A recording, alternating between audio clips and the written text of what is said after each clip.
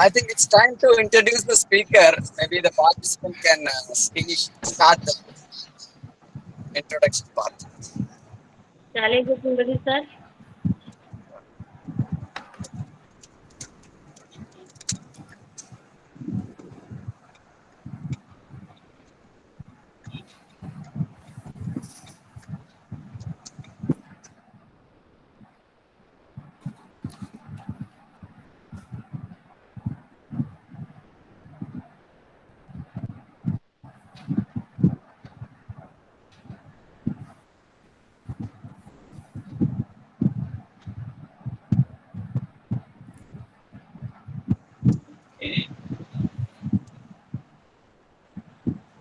Whose turn it is today? Yes, sir, Kavita. Yes, ma'am. Please proceed. Okay. Good afternoon, Ananda. I am Dr. G. Kavita, working as an assistant professor of economics in HT Hindu College in Nagarkoil. It's a great pleasure for me to welcome our research person, Dr. Srinivasa Rao, in this nice occasion. He working as an associate professor, Department of History, Bharathidasan University, Tiruchirappalli. He has 10 years of teaching and research experience. His area of research is history of science and technology, modern India, national movement, subaltern technologies. He is serving as coordinator of online courses, coordinator of environmental club, XG committee member, Green and Clean Initiative, NAT coordinator, placement cell coordinator, coordinator of external activities, coordinator of examinations. He produced 36 MPhil scholars and he published 6 national and international journals, 14 articles published in newspapers and magazines. He completed one major project and 76 special lectures delivered. Welcome you, sir. Thank you. Okay, Mohan, should I start?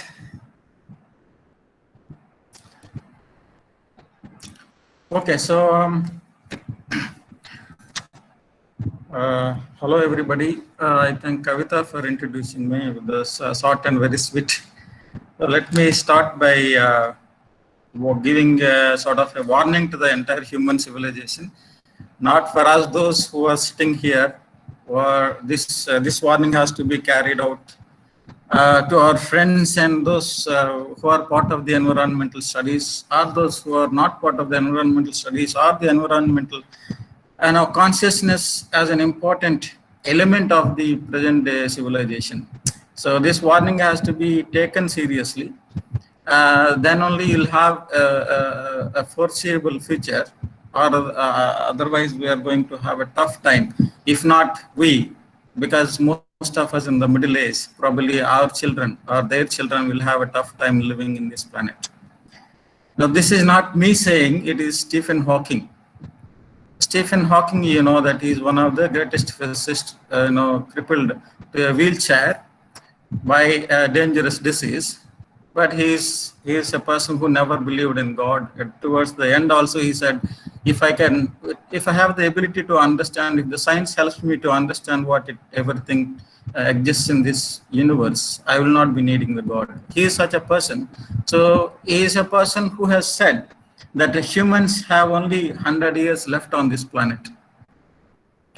So this is a warning, not me giving, it is the Stephen Hawking. So the man of such kind, certainly the warning has certain amount of value, I believe. Then the growth mania is a fatal disease of the human civilization. This is said by Paul Ehrlich from Stanford University, a man who worked on a book called Population Bomb. Now, when you take these two things together, certainly we come to a conclusion that we are not living in a situation where we believe that things are as usual, or business is as usual, or the environment is as usual. The resources on this planet are abundant forever. We can use, in fact, the utilitarian philosophy of the human civilization, especially given by Francis Bacon, it makes us believe that the efficient usage of the nature is the best capacity of the human, or the bestest ability of the human. The finest ability of the human is the efficient usage of the nature. But the efficient usage of the nature is actually lacking the very prime character. That means that the efficiency is, synonymously believed to be used as some uncontrolled usage of the nature. The efficient usage of the nature is synonymous with uncontrolled usage of the nature. That's where the problem lies. So before we go into the details of the environmental movements and the role played by the NGOs and so on, let us ask some questions to ourselves and try to answer them in course of this lecture. Why the question of protecting the environment emerged in the first place? Why are we asking this question? Why are we having an education, compulsory education across the disciplines to all students and faculty members? Why prior to 1960, there were no such kind of disciplines like environmental studies, women's studies, science and technology studies, and so on and so forth. So why are we having such kind of a specialized disciplines at this point in time? What made us to think about the environment and our relationship with the environment, and re-establishing the last harmonious the relationship between the humans and nature? So what was the situation that made us to feel such a way that we need to talk about environment, care about environment, protect it, revive it, promote it, and extend it to the future? So what is that? So what is the concept of crisis of civilization? Why C.P. Snow is very vigorously talking about in his Two Cultures book back in 1960. So what is the crisis of civilization that we're facing at this point in time? How do we address it? Crisis of civilization is combination, for my understanding, combination of three important aspects. One is depleted resources, pollution, and global warming. These three are crisis of human civilization. According to C.P. Snow, this crisis of civilization was created by the so-called human intelligence, or the efficient usage of the nature, encouraged by the theory of utilitarian theory of using the nature, or utilitarian theory of philosophy of using the nature. This efficient usage of the nature has led to the crisis where we are living. We are not able to repair these three damages caused by us. That's depletion of resources, pollution, and global warming. So none of this seems to be solvable at this point of time. Only mitigate. You can mitigate, lessen, so you develop certain sort of strategies to lessen the burden or lessen the damage, sort of things that we are doing. But certainly all of us know that the damage that is done for the last 2.5 centuries is actually irreparable. That all of us we know. So probably we are waiting for the extension of our own. Sorry for the disturbance. Sir, do you have PPT view? No, I don't have PPT. Okay. Thank you, sir. Sorry, sir. Yeah. So probably we are waiting for our own extension. If not in our time, probably our grandchildren or grandchildren time, they will be waiting for the extension of the human race also. Why we are so special when the rest of the biological species are extension is happening right now for them? What is so special about us? Given that our capacity to survive, we might extend our future, human race's future, for say a few hundred years. That's it. If at all the Stephen Hawking proved to be wrong, he was saying something. How come we believe that only 100 years are left for the humans? Now, if at all say we made all efforts after the warning, we heeded to the warning of Stephen Hawking, we make all efforts to extend our future by lessening the damage that we are causing to the environment. So we extend the future by say few hundred years, but we are not going to stop the damage, or we are not going to totally repair the damage that we caused. So what he was saying, Stephen Hawking saying, was that he was not saying that the planet is going to die in 100 years. He was saying that the planet is going to become unlivable for the biological species. So that's the point. if that is the point, so what are we,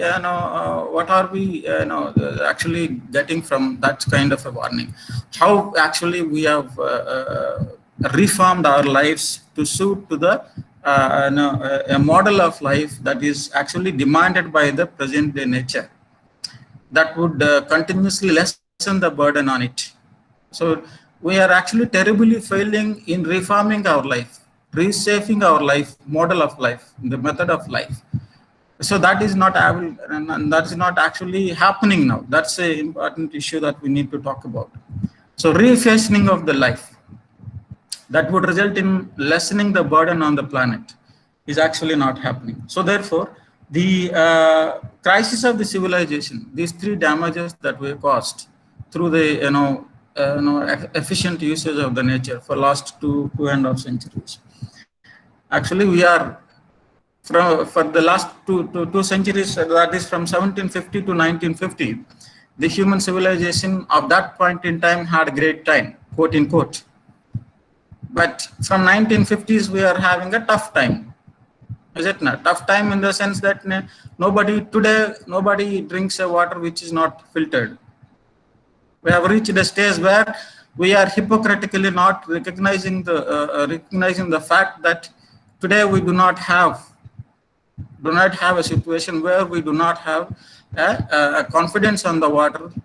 The publicly, openly available water is, directly is drinkable. So which means now another 20 to 50 years, we have to come to a conclusion that accept the reality was that the unfiltered, air cannot be breathed from now on. So another 50 years, that's it. So unfiltered air, unfiltered water we are drinking today, unfiltered air in course of time will become an essential thing. So this is the reality. Yet, though the Delhi is being called as a gas chamber, but we still feel that the things are as usual. So the crisis of civilization is a biggest warning for us. Three problems that we are facing today. That is the depletion of resources, the pollution, and the global warming.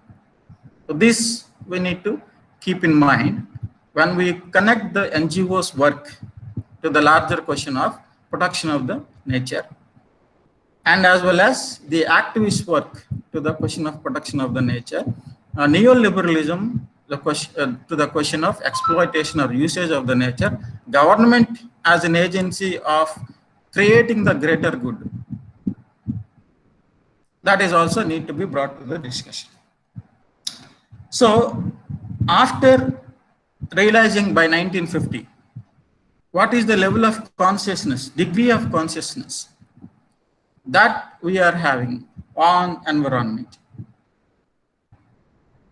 What is the impact of the environmental studies? As a student of history, as a student of economics, as a student of environmental science, to what extent the environmental consciousness at first as an individual in you has brought a dramatic change in refashioning the life, so that you are presenting yourself as an example to a next person or a bunch of students that look, at this moment in time, after realizing and everything is as an evidence existing in front of your eyes, to what extent you will be refashioning our lives to provide a path for the posterity, future generations. There is one small young guy in Tanjavur few years ago. You must be knowing his name, Nehru. His name is Jawahar Nehru or something. This boy fought, single-handedly fought against the Tanjavur municipality, trying to lessen the plastic in the corporation. But he failed. He believed that he failed in all his efforts in trying to convince the corporation. He committed suicide. So that actually, in that single individual, if you take for consideration and discuss, we believe that, look, that person is a sort of is gone out of line, and then he he thought entire burden is in his shoulders, and then he took the decision on his own. So nobody is responsible for what he did. But then I don't see a farmer is dying because he's being denied of his rights, committing suicide, and this boy is died because human society is not actually realizing what they're supposed to realize, what it's supposed to realize the danger.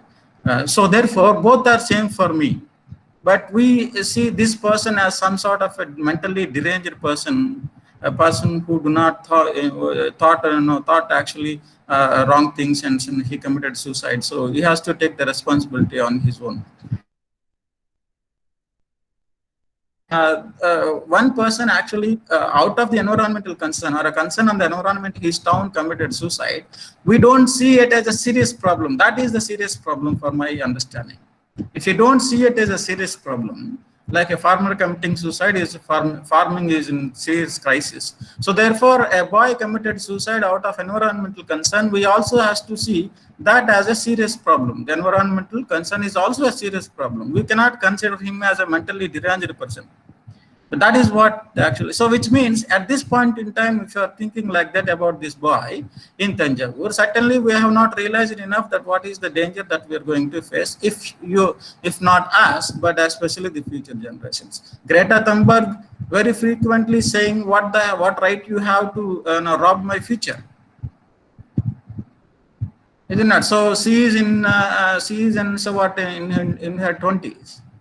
So saying, so therefore, if anybody has to talk about the dangers that is caused to the nature or the damage that is caused to the nature, not us, let the children talk about it, because will be very happy in another 50 years. So it is only the responsibility of the children who should be talking about the environment. So that is the kind of level of consciousness among us, despite going through the education on the environmental studies on environment. We are having education.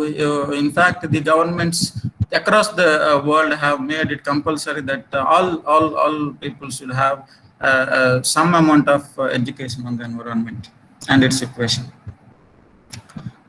So despite, another question that we would like to ask is, despite having a general impact on the nature, there is a climate change, environment is degraded, yet the environmental consciousness is not same among all sections of the society.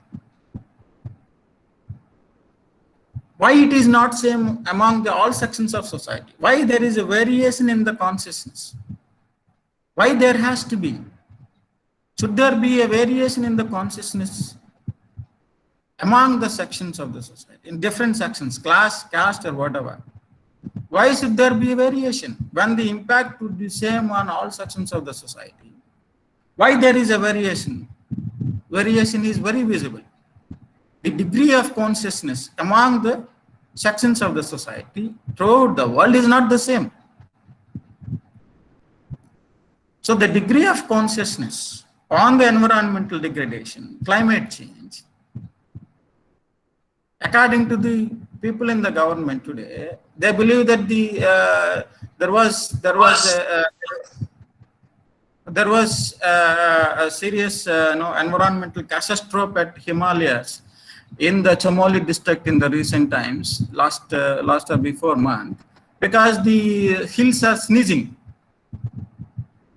It's not the climate change, or it is not the damage that is caused by the degraded environment. People would like to make us believe that the hills are sneezing, they are coughing. That's why there was certain amount of snow actually resulted in avalanche. So therefore, you need not have to worry. So we are in. So if that is a case of a level of consciousness in the people who are running the government, how is it not a clear-cut evidence that we have a degree of variation in the environmental consciousness? So the hills are sneezing. It is not a problem that is from 1960s, the Chamoli region in Jharkhand has been sort of subjected to an uncontrolled exploitation. So therefore, what has happened in the recent times in Jharkhand, all the hydroelectric projects were taken away by the water, the flooded water. So that problem, if you don't understand that there is a connection between the climate change and the environmental degraded environment in that area, that the certain sort of a narrative, certain sort of a belief that is being actually perpetuated among the people, saying that you need not have to worry, just hills are sneezing, that is the only problem, so you need not have to worry. So environment is not changing, environment is not degraded, climate is not changing, we are only changing. So if there is a problem, that is the only problem, that problem is only the hills were sneezing. So such is a kind of a attitude we have, which if there is certain section of people who are buying that sort of a belief, buying that sort of a narrative, yeah, what people are saying, what people in the government are saying is true, that actually environment is not dramatically changing. It's only here and there we are changing. That's why we are having cough and cold for a long time. It's not nothing to do with the, or if we are having the severe cyclones, which are not less than 100 kilometers per hour. That severity in the cyclones is nothing to do with the environmental changes or global warming. It's quite natural. So this sort of a narrative is actually perpetuated by the people in the establishment, so that it has certain amount of politics. I'm not going into that at this moment in time. So the level of consciousness supposed to be same across the sections on the degradation of the environment and as well as the climate change. It cannot be varied sort of a consciousness. If it is varied consciousness, we are being governed by the objectives, agendas, and the very concept of environment. So that, or if that consciousness varies among them, like the very basic idea that something seriously damaged here, if you don't agree to that, what is happening is that, look, I still have a future. My future depends upon the extensive exploitation of the nature. So therefore, don't control me. If that is a narrative, one would still wanted to believe, and that he or she wanted us to be believed as a prime narrative of this nation.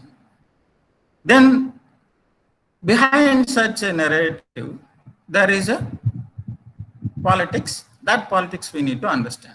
So if there is a degree of variation among the people in the amount of degree of consciousness, degree of variation in the degree of consciousness, certainly that degree of consciousness is actually governed by the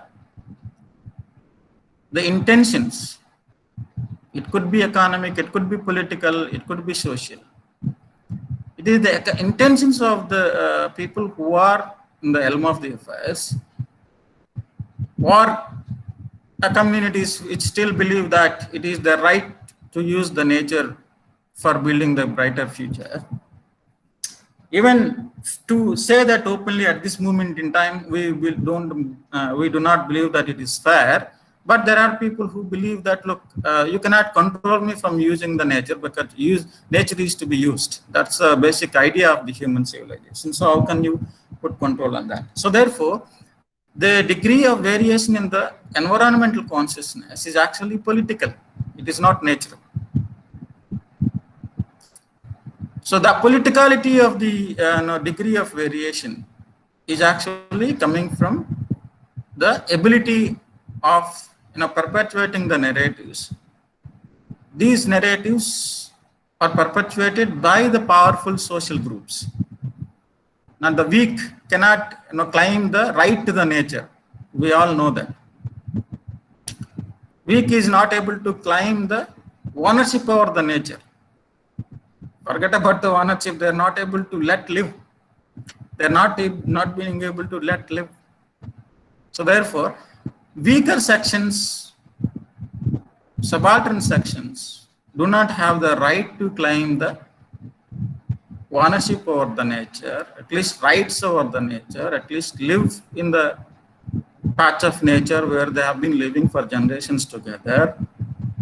So this is one side of the story. The other side of the story is that the ability to perpetuate the story of extensive uses of the nature and make the world believe that there is nothing wrong in that story. If I'm developing a story that to allow me to exploit the nature, and I am capable of making the people that there is nothing wrong in that story, that is where I am successful. So there are powerful social groups still who believes that they still have the right to manipulate or to develop stories and actually involve in extensively exploit the nature.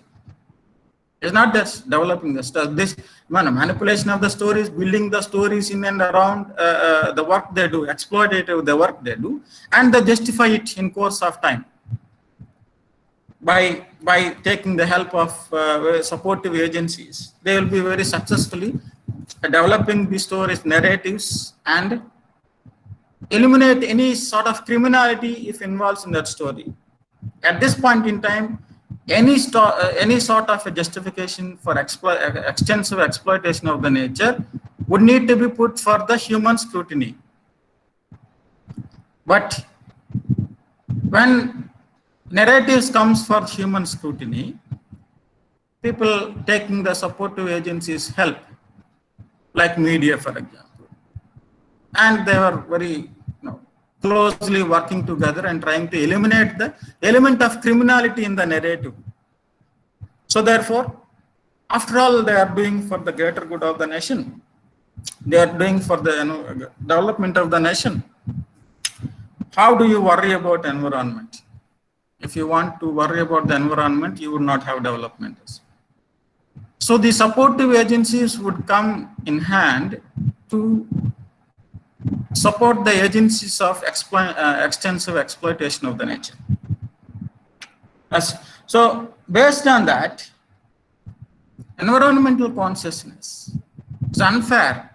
Environmental degree of variation among the sections of society, various sections of the society, is actually unfair, unethical, and immoral. It has to be common across the sections of the society. For my understanding, human society in India or elsewhere, in terms of environment, is divided into irresponsible consumers of nature, protectors of nature, and sufferers of destruction of the nature. These are the three broad categories you can see. Irresponsible consumers of the nature, protectors of the nature, and sufferers of the destruction of the nature. So when you look at these three categories, you can easily place people into these three boxes. Irresponsible consumers of the nature.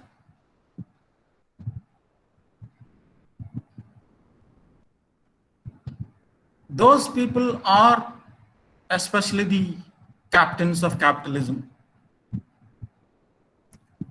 State as quote unquote producer of the greater good. These two can be placed, and of course, most of the upper middle class rich who do not find any problem with the narratives of neoliberalism and the state as an eminent domain would not worry, because for the upper middle class, I am not talking all. When I say upper middle class who are rich, I am not talking all upper middle class, all rich. And that will be wrong statement to make, because most of the environmental activists have been seriously working at the cost of their life. Are also, some of them are from rich, some of them are from upper middle class. So therefore, I would not make the mistake of arguing that all rich or all upper middle class people can be placed into the first category of irresponsible consumers of nature. I'm not doing that.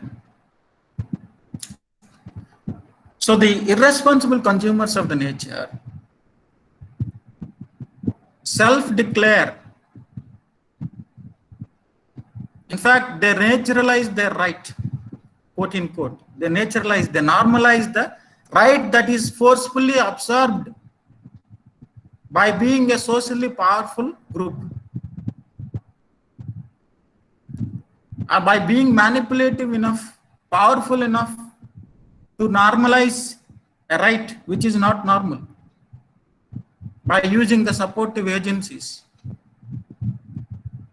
by using the supportive political environment, by naturally and unnaturally, normally, abnormally acquiring the ability of manipulation. The socially powerful groups try to normalize the abnormal usage of the nature.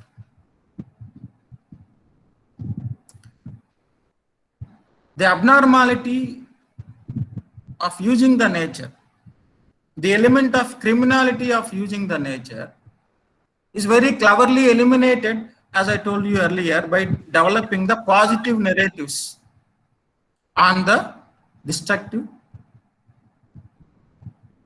endeavors. Positive narratives on the destructive endeavors. They very cleverly eliminated the criminality,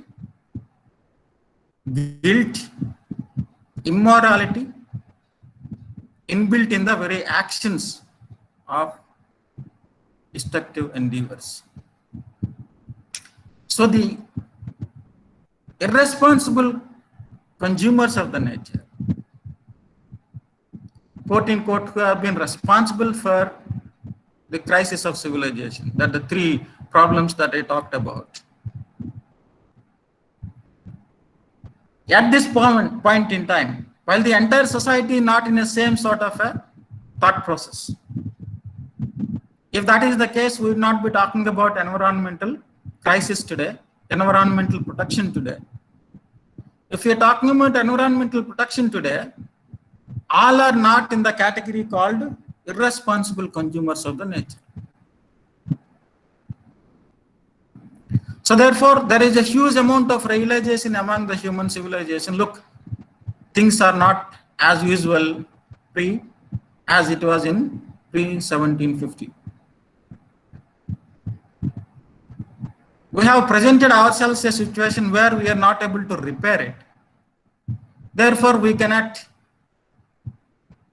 feel easy about what we are seeing today. The evidence of destruction is everywhere. So therefore, we cannot feel at ease saying that nothing has happened, things are as usual. So, though all sections of the society not in the category of irresponsible users of the nature,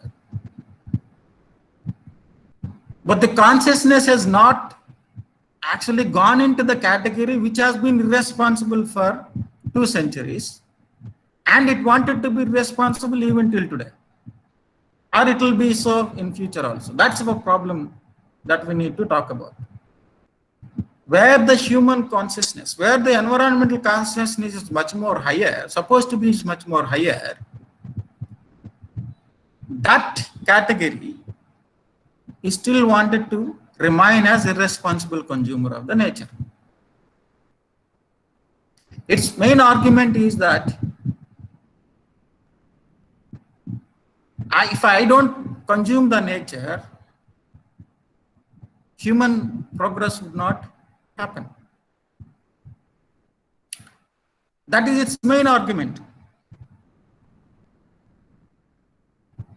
But then if that is the case, if you have to believe in that, Stephen Hawking should be wrong. Paul Ehrlich should be wrong.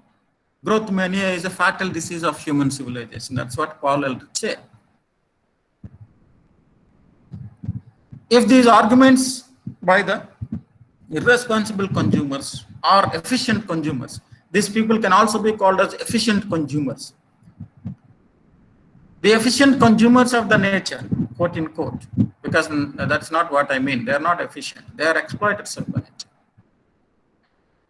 So this category is still not realizing the efforts made. They make the efforts even till today to manipulate the pro-environmental narratives or criminalize the pro-environmental narratives, so that their efforts of, again, efficient users of the nature cannot be blocked or arrested.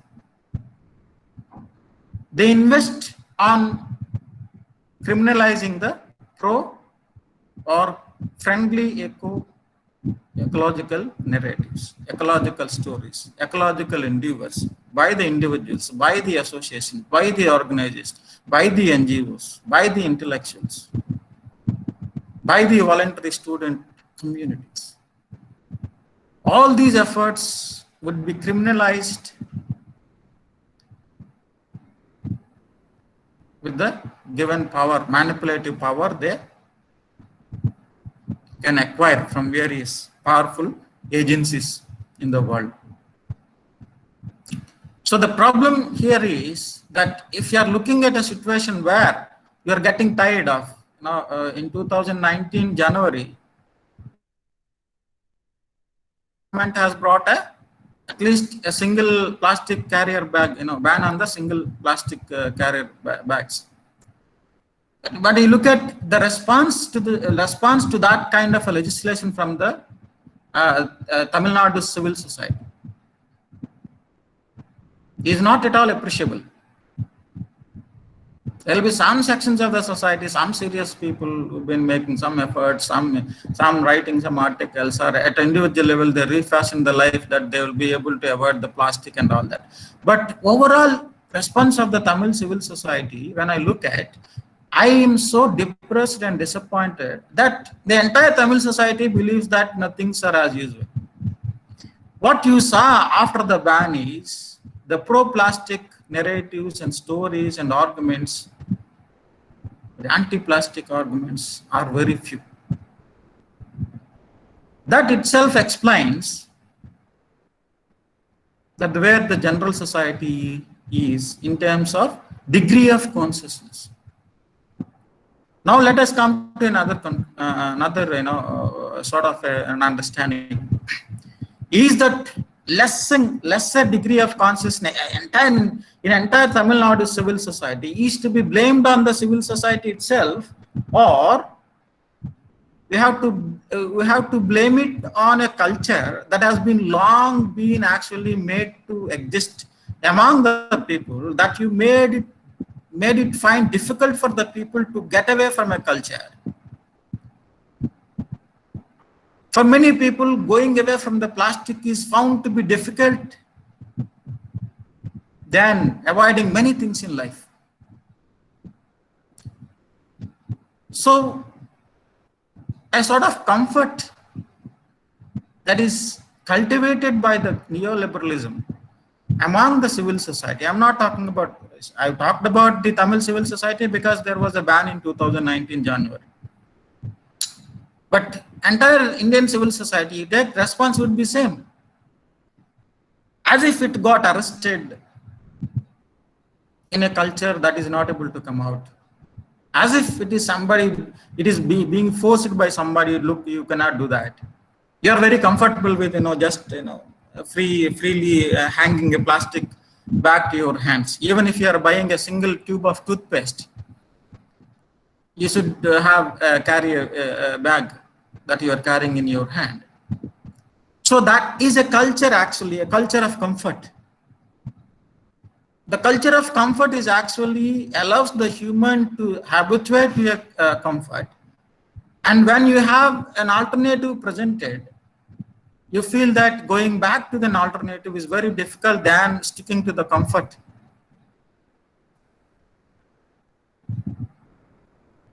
So the irresponsible users of the nature that I'm referring to, capitalism, would want you to be very comfortable by giving you many things, because it's supposed to produce the things. If you don't use the you use the produced things, how it can produce? So the a sort of an understanding or belief that water packet or bottled water, packed water, canned water. Now we are going to have a canned air also, or filtered air. All this concept of something that is naturally available is dangerous to the human. Into this kind of a belief you are brought into. You should not be shackled by the traditions. But I am not talking about the traditions of those things which keep the human mentality as slave. I am not talking about that tradition. A tradition that is actually eco-friendly was actually gone. A disconnection between the eco-friendly culture is brought in. When you disconnect the human from the ecology, you have a lot of products coming. Distancing ourselves from the nature is better than living within the nature. This sort of a narrative. When such kind of narratives are perpetuated by the capitalism, you are provided with certain amount of comfort through various kind of like plastic or whatever, or you are made to believe, you are mentally designed to believe, or mentally prepared to believe, mentally trained to believe that water, if today at this point in time or 20 years ago, a drinkable water is only a safe water. What is happening is that the irresponsible consumers of the nature are developing the strategies for providing permanency to its existence. One or the other way. It provides permanency for its existence. Whenever it finds human society is showing the signs of rejection, its strategies are rejected, its products are rejected. Whenever the capitalism, whenever the state has a dominant domain, you saw the signs people are rejecting, then immediately they will develop the strategies of reimposing the narratives, reconvincing. They invest heavily on the reconvincing, reimposing. Because these two agencies are powerful enough to invest on convincing the society. They have enough resources to invest on convincing the society. More than an individual organizations. Organizations, in fact, lack resources. If we're talking about NGOs has to depend upon the permission or license given by the government. If government believes that, like, by nature you are acting against the will and wish of the capitalism and state as a dominant domain, certainly your license is cancelled. Greenpeace is an example. So therefore, for the perpetuation of its narratives, capitalism and the state would invest huge amount of money, that is public money, against the public. They use public money to convince the public, but that investment of convincing is again money that is collected from the public. You can understand how clever they are. So the protectors of the nature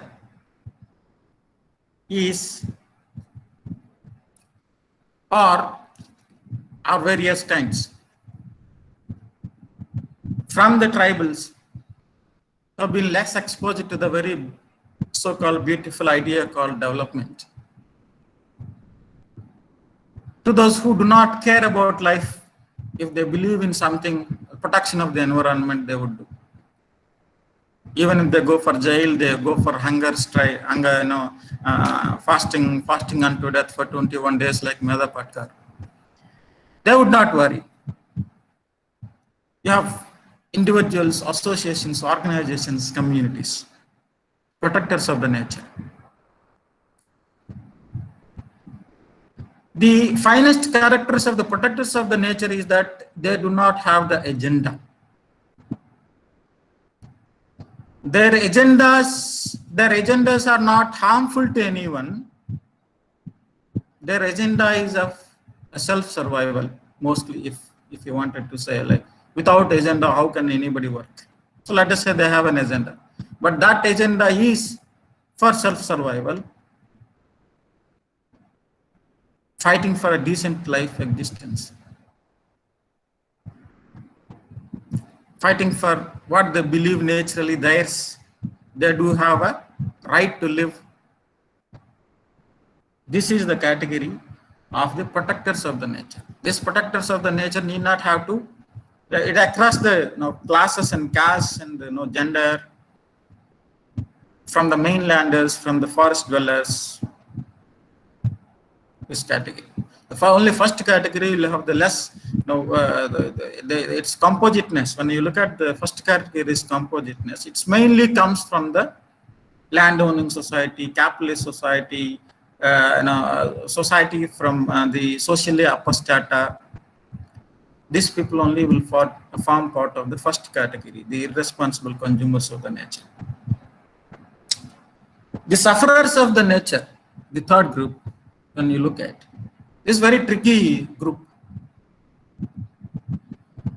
Tricky in a sense that one cannot argue that markedly this is the suffering group. You cannot terra mark a group and say this is a suffering group. It varies according to the kind of damage that is done, kind of natural disaster one faces. But however,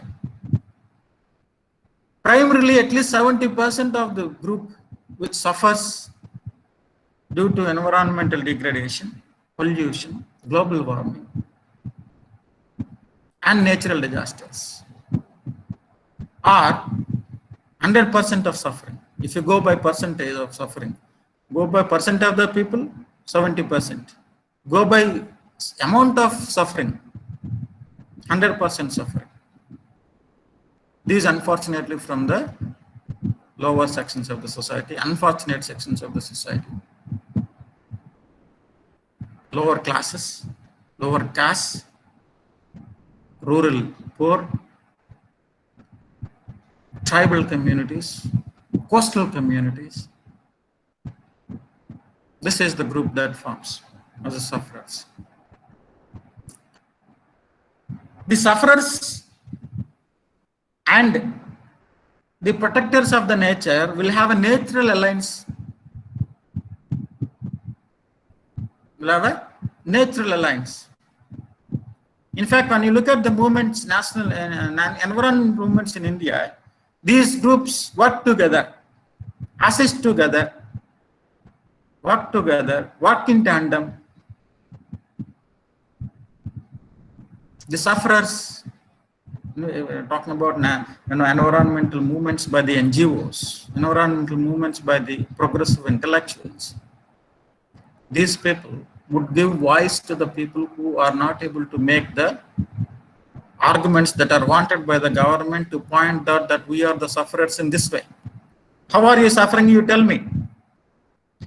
You can explain your suffering in the words, but that is not enough. You need to be analytical. You need to be you should have the capacity of documenting your suffering, agony, pain. If you fail to document your suffering, you will not be able to make the argument to the government, so the government would listen to you, understand your suffering, and then come for your help. Given a situation, the sufferers need voice. It does not mean that all the sufferers do not have the voice. The nature of the sufferers has dramatically changed. If you look at the civil society of India today, it is not the civil society that was existing in 1950s. Civil society dramatically changed when you have the explosion of information.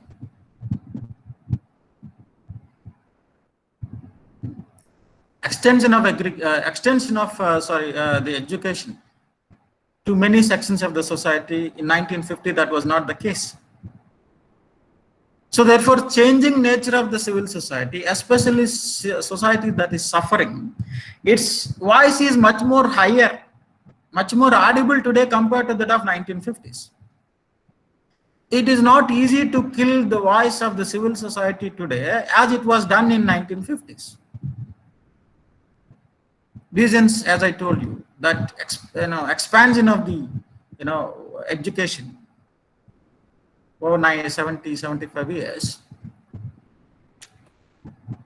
and the sufferers and those who did not, people who are excluded from the education, are the ones who would have the stories to tell. Their stories were not told earlier. Now they have their own way, a style and method, a means of telling the stories in different ways. So therefore, the changing nature of the civil society has made it difficult for the controllers of the narratives, the government or corporations.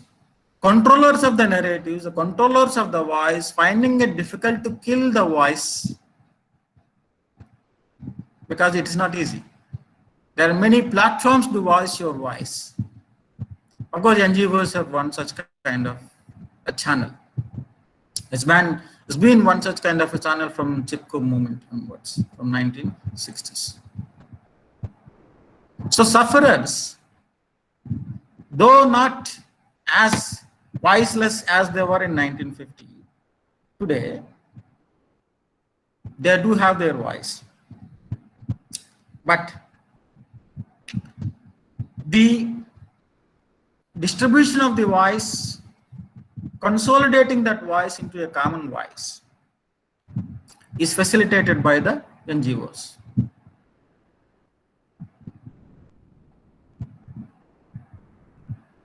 Because state as an agency, capitalism as an agency, they work in tandem. Any anti-capitalist voices, any anti-government or anti-state voices at various levels, hierarchically at various levels, because government exists everywhere. The voices, if not protected,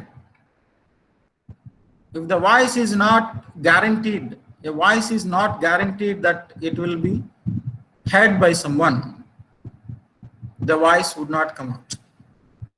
So there has to be someone who guarantees the person to voice out there, to tell the story. If a supportive agency to the sufferers, supportive agencies are not there for the sufferers to take care of their problems, the sufferers would not be able to. This is another kind of a problem. That is response from the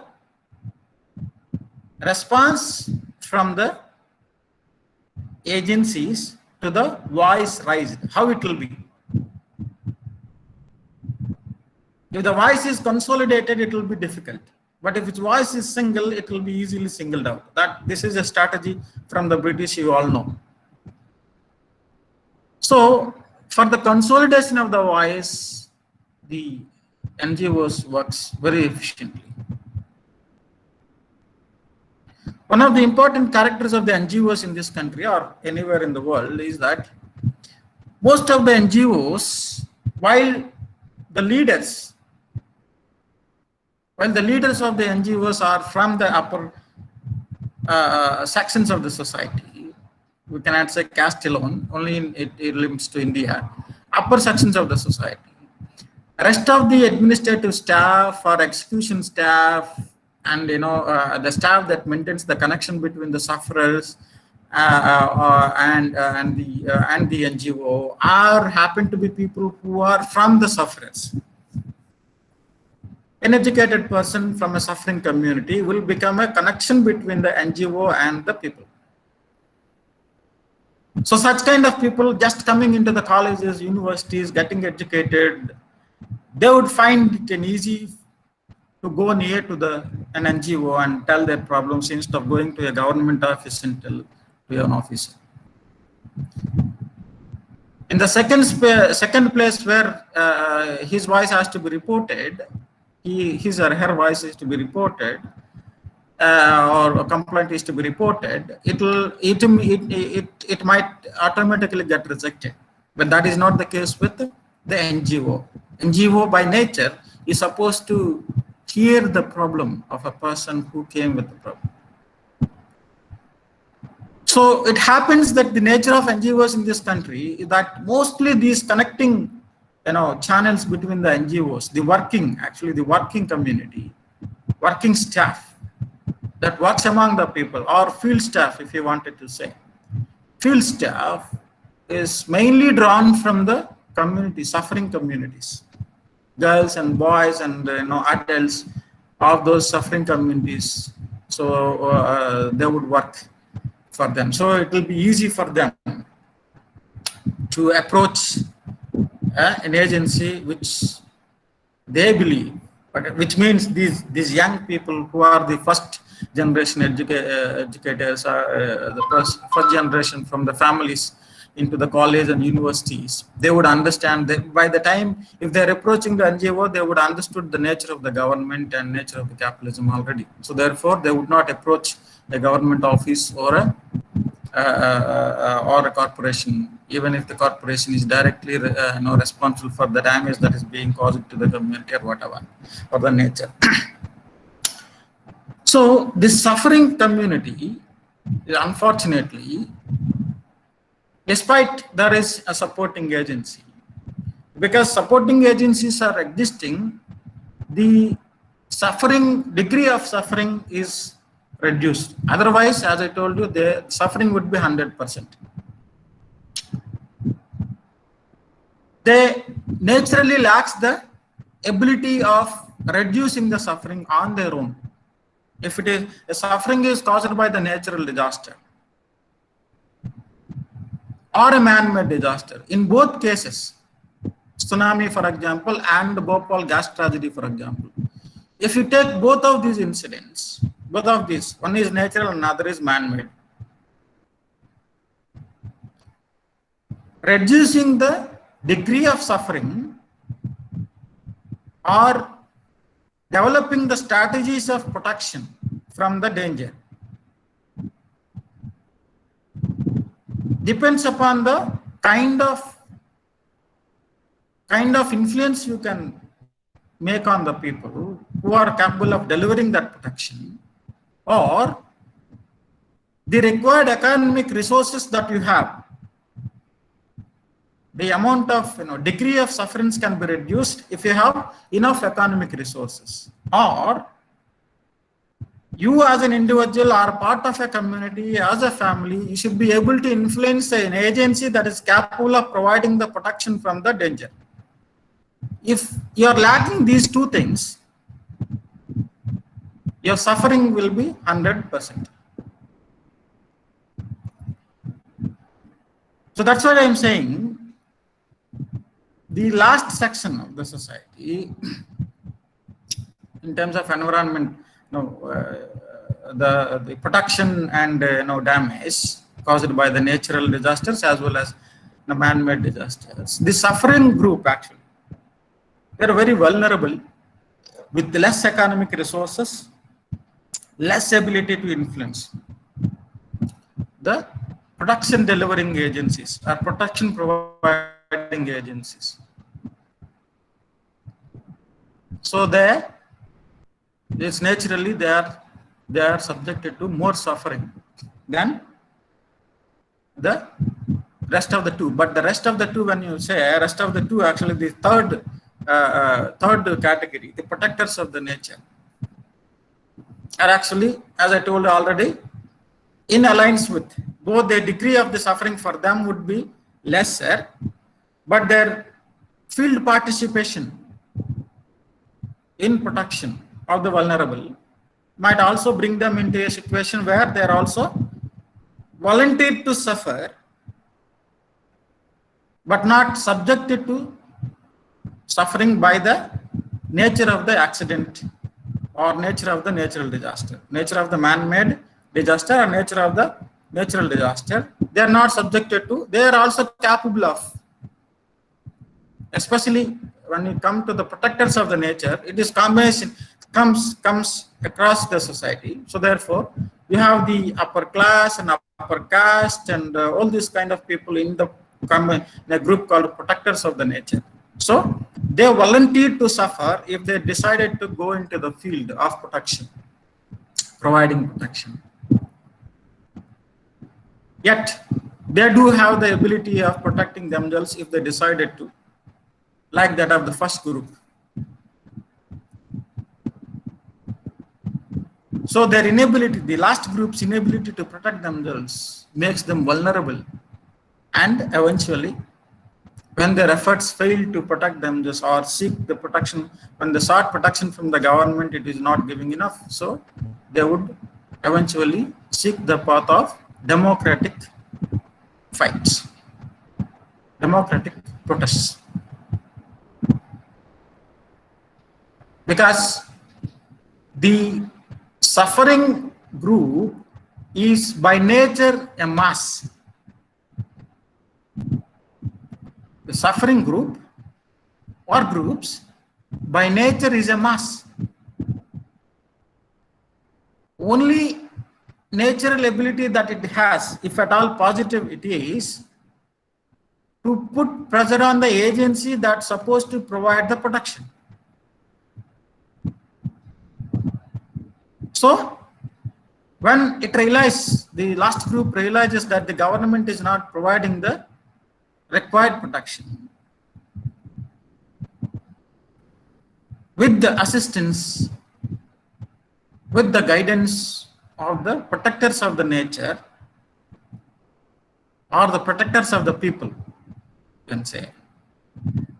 When the natural disasters hit, you have to call them as protectors of the people. So on the guidance and the suggestions of the second group, the suffering mass turns into a protesting mass. So that is the only weapon they have in order to make the point that they are suffering. First of all, suffering is real, but the suffering is not seen by the agency that's supposed to see. Therefore, when it realizes that suffering is not being seen by the agency, then it takes to the course of mass democratic protest. Mass suffering transforms into mass protest. When the mass suffering from the lack of protection decided to protest, there is a certain amount of anger which cannot be avoided.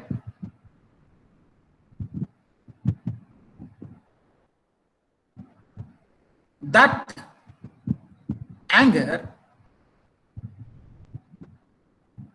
can get diverted into any way possible, unless and until you have the proper maintenance mechanism, anger management mechanism within the, among the leaders of the mass. It might turn into a serious problem, but not intended by the entire group as a mass. Entire group as a mass, it might not have intended to do so, but a mass might turn violent because it is angry. Yet, given the nature, guided by the agencies, especially the NGOs and intellectuals, activists, telling that in a democratic society, in a democratic governance system, anger would not bring you anything. It will only bring more suffering. So therefore, if at all we are fighting, we have to fight it in a democratic manner.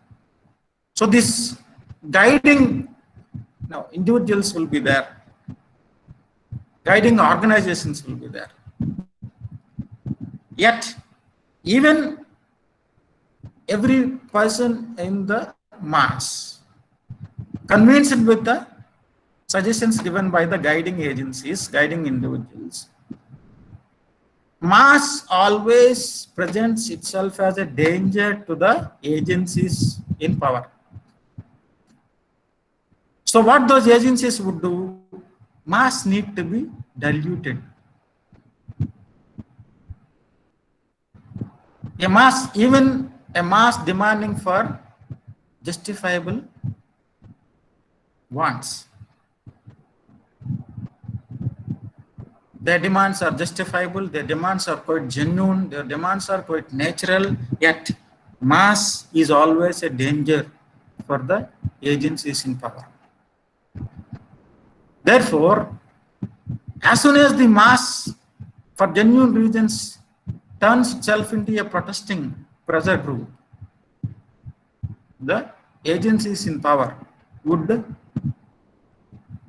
get into the action to either break the unity of the mass, or criminalize the mass. Criminalize the mass action into the name of law and order, whatever. So therefore, mass, despite being a group of suffering, things would not be easy for it to get protection or get concern from the agencies in power, get sympathy from agencies in power. Unfortunately,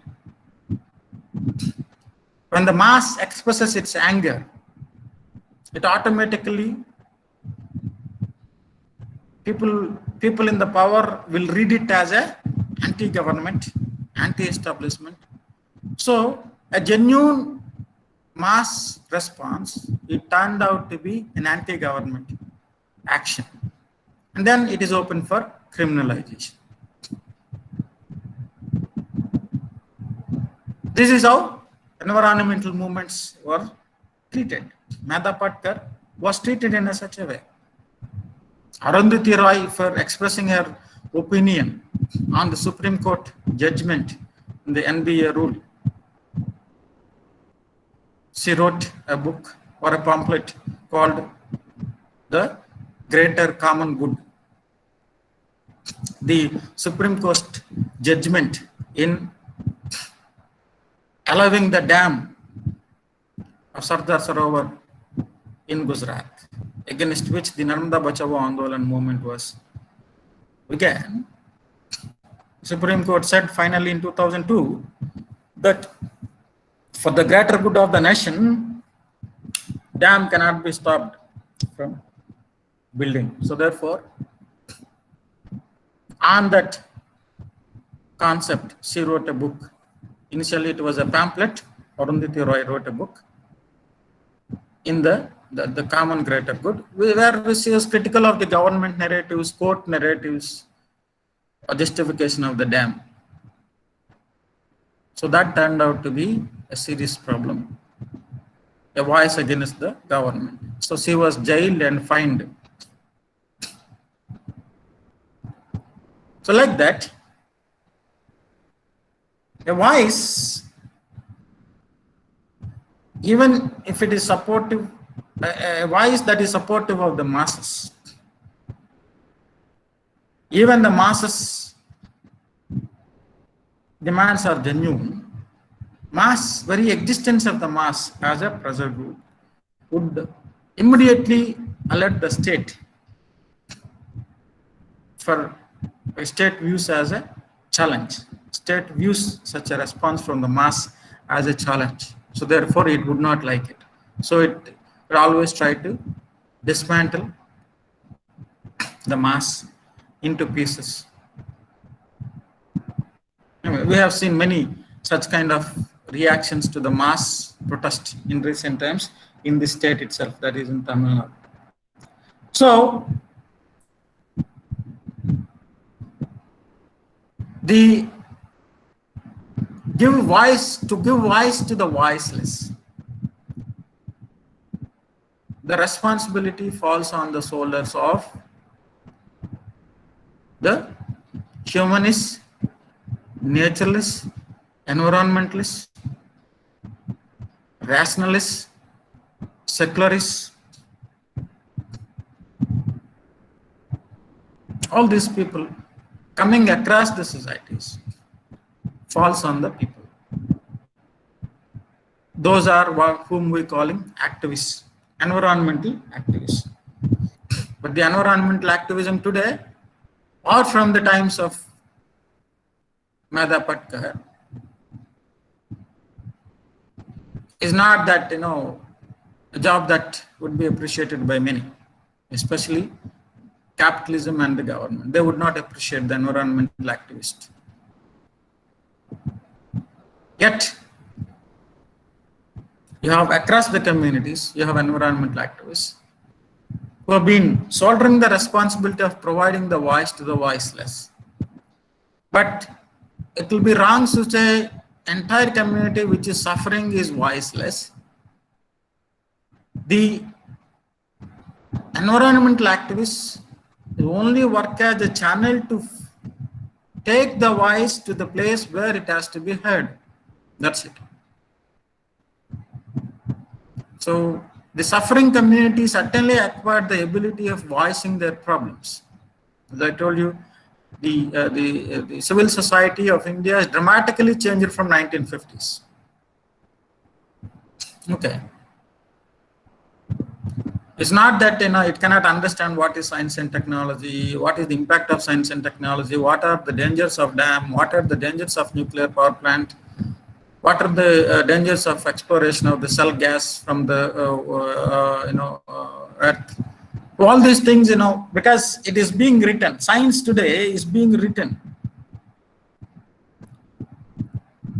The impact of the science, the even working of the science, how it works, what are the impacts, what are the problems, what are the positivities of science, technology, is being written in the language that could be understood by any person who reads her and his own mother tongue.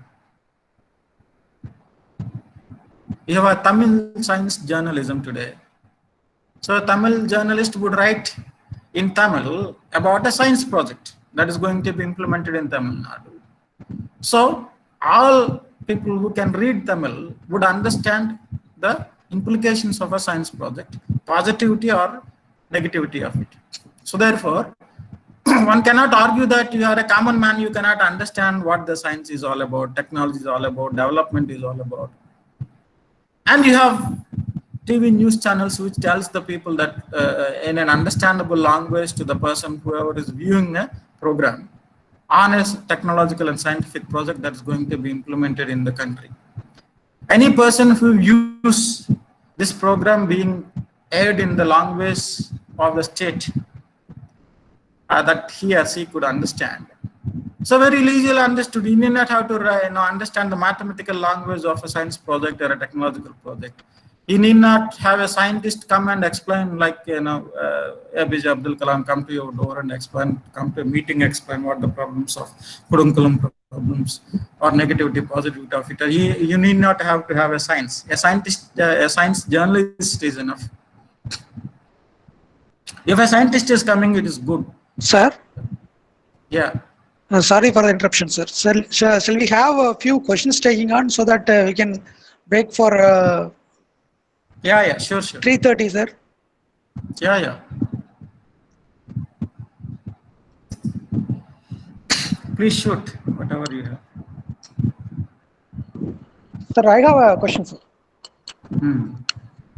Like everything is based on hedonistic principle. If you consider the consider things happening, we judge it as good or bad by the maximum number of people who consider as happiness. Okay, so in that way, if we judge, the rest is left to be decided. Uh, so there are always a category of people who oppose whatever programs are initiated, whether it is for the welfare or against, there is no bother. What type of judgment do we take in that aspect? We need development. See, We also need to consider environmental considerations. What do we decide? Yeah, see, See, when point there is is that development, there is certainly some disturbance. Some sort of rearrangement has been made. yeah, that I understand. The point is that say if there are 100 people, 70 people are happy, 20 people or 30 people are not happy, or 30 people can be sacrificed for the 70 people. So this sort of an argument actually do not work in a situation where the entire human society realizes that why my life has to be sacrificed a lamb for someone's development. Understand? If there is less development, everybody has to adjust with that less development. If there is more development, make sure that not a single person is suffering. Understand what I'm saying? So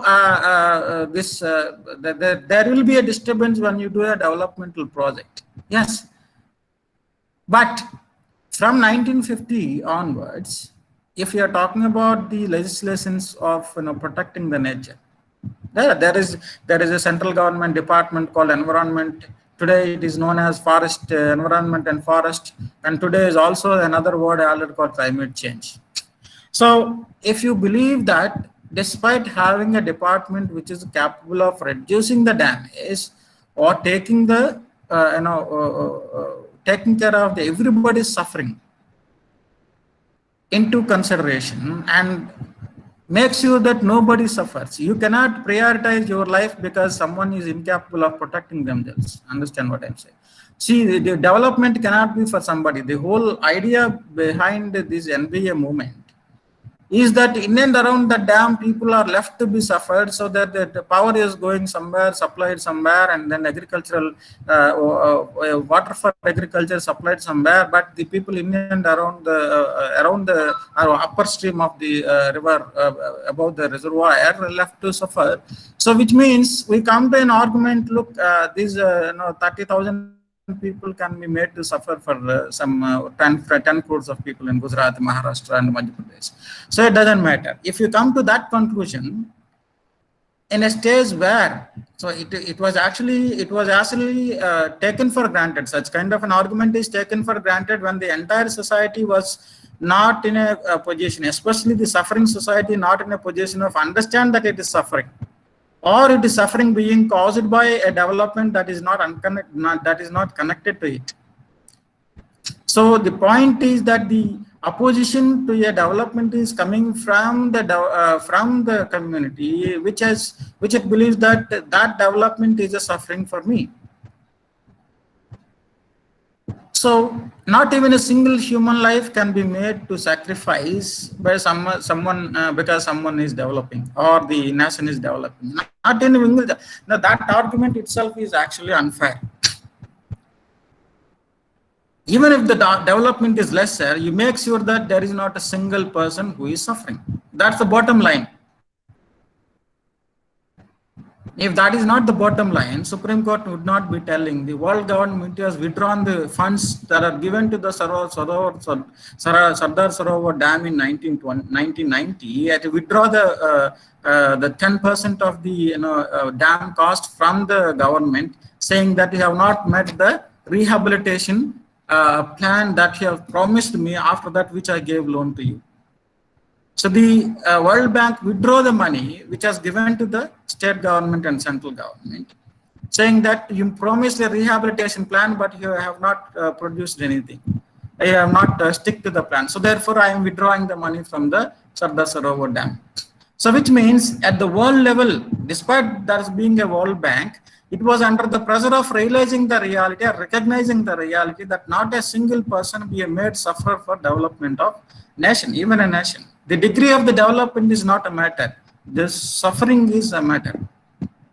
I think from 1945 we're talking about human rights. If you say that 20 people can be sacrificed for some lakhs of people development, that I'm sorry to say you are deconsidering yourself as a human.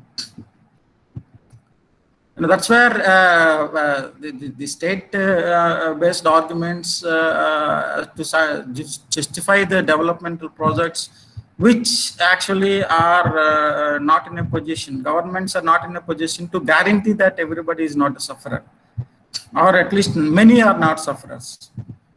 A single not being a sufferer is never guaranteed, but many are not being sufferers is never guaranteed. Even that is not guaranteed. So therefore, the Baba Amte writes that the outrightly central government and Gujarat government are lying to the people of Gujarat, saying that I have enough funds to build. And when he went through in his pamphlet, he wrote, "Oh my beloved, cry, oh beloved Narmada." He writes a pamphlet, Baba Amte writes a pamphlet, and he went through the documents and the records, of financial records of the Gujarat government, and finds that the Gujarat government did not have the money to compensate anybody. Therefore, at this point in time where every human life is important, no human life can be sacrificed for the development of the other. Prioritizing the development and expecting the sacrificing of the people. I'm not talking about life. Say, I'm not talking about killing, or I'm not talking about, but depriving the natural rights and right to live, right to have a livelihood, right to have a decent life compared to any other person. How can we be comfortable with such kind of justification of the development? The government is supposed to take care of. I do not really believe that there is no enough money. When money is concentrated in the few hands, so government is not capable of bringing that money where it is stacked or stored, and it wanted to give a sorry face to the people who are needed in that compensation, whatever the package that was pronounced by the central and state governments to the people who are affected or displaced and replaced by the displaced and to be rehabilitated by the Gujarat government at that point in time. So all of them are still waiting. How do you understand that? The Bhopal gas tragedy victims are still waiting to be paid compensation. How do you understand that? Like the incident is back in 1984. We do not talk about it because we are not the sufferers. So sufferers are unconnected to us. So if to feel that you connect yourself to the sufferer, even a single person, you need to be human first. Then only you'll be able to talk about the suffering. Suffering, unless until you put to the same suffering, we are actually on the when a person is actually swimming to survive, we are actually standing on the what you say on the higher place, and then trying to say he is not trying enough to survive himself, to save himself from the death. So such kind of let's say that development has to take place. Development has to take place, but at this point in time where the problems are pointed out that your development is not my dead body, such kind of an arguments cannot be dismissed easily. Now there is the entire, now when such kind of an argument comes, there is a serious problem in the very idea of the development that we are pursuing. Sir, Yes. Doctor, Sorry to interrupt. Can we take a break, tea break, Rao? Yeah, or sure. maybe 10-15 minutes. Yeah. I'm ready to. You can re-energize yourself. See what I'll do. I'll stop by 4:30. The last half an hour we can go for discussion. Exactly. And also I'll stop by I believe that there is HRDC Dr. Sendilnathan is supposed to join, but then he has another meeting and he said he'll join by 5 o'clock. So maybe you can start discussion by 4:30 and end by 5 o'clock. Yeah, So, sure. yes, we can now break for tea. Mohammed, Yeah. Yeah. Yeah, Dr. Shaktivel, can you, Yes, sir. yeah, maybe you can ask your question after tea break No, sir, I have a question to you. to me. Yeah, okay. Yeah, we have received an email for Yes. the project assignment title, right, sir? Where we have to Mm. add the names and all.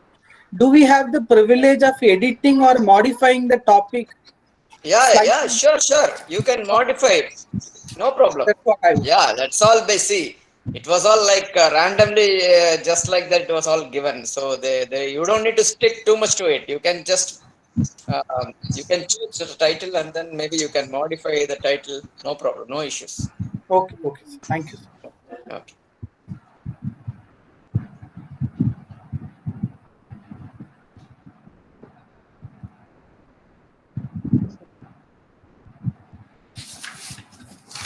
Thank you.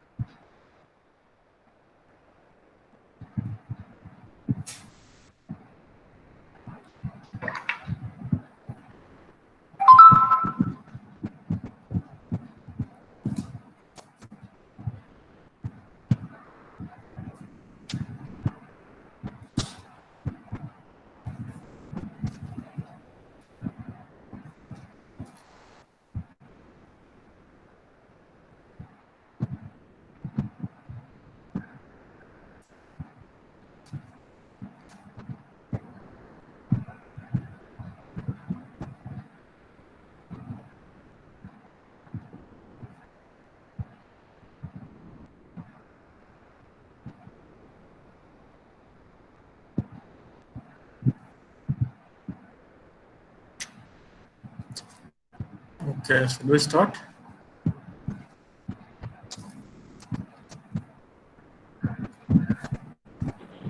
Yes, sir. Okay, so starting from the where I left, a friend asked the question, so we were talking about. I think nation, if wants certain amount of sacrifice from the people,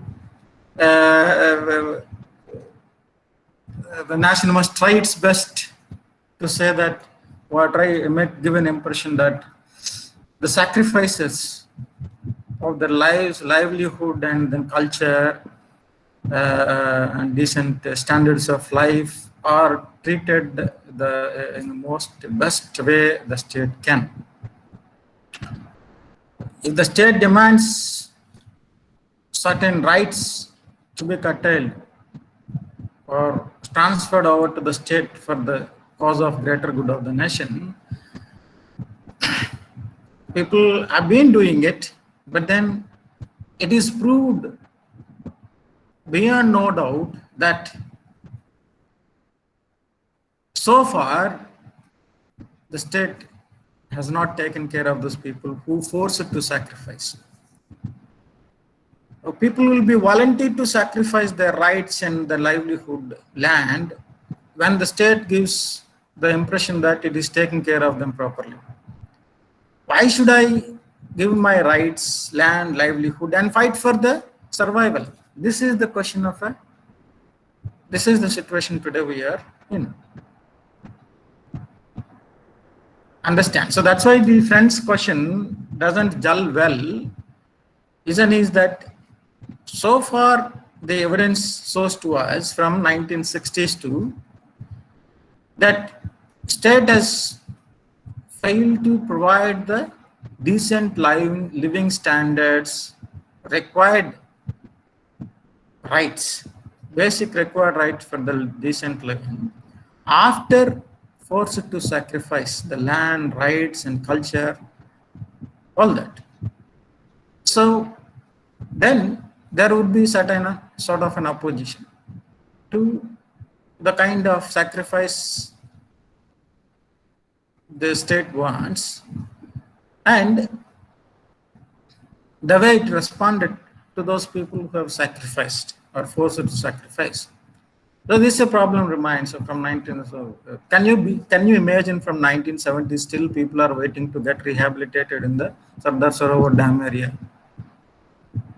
Among these 40 and including me, put yourself in a position where you're being denied of a basic life because you happen to be living in an area where the dam was being built.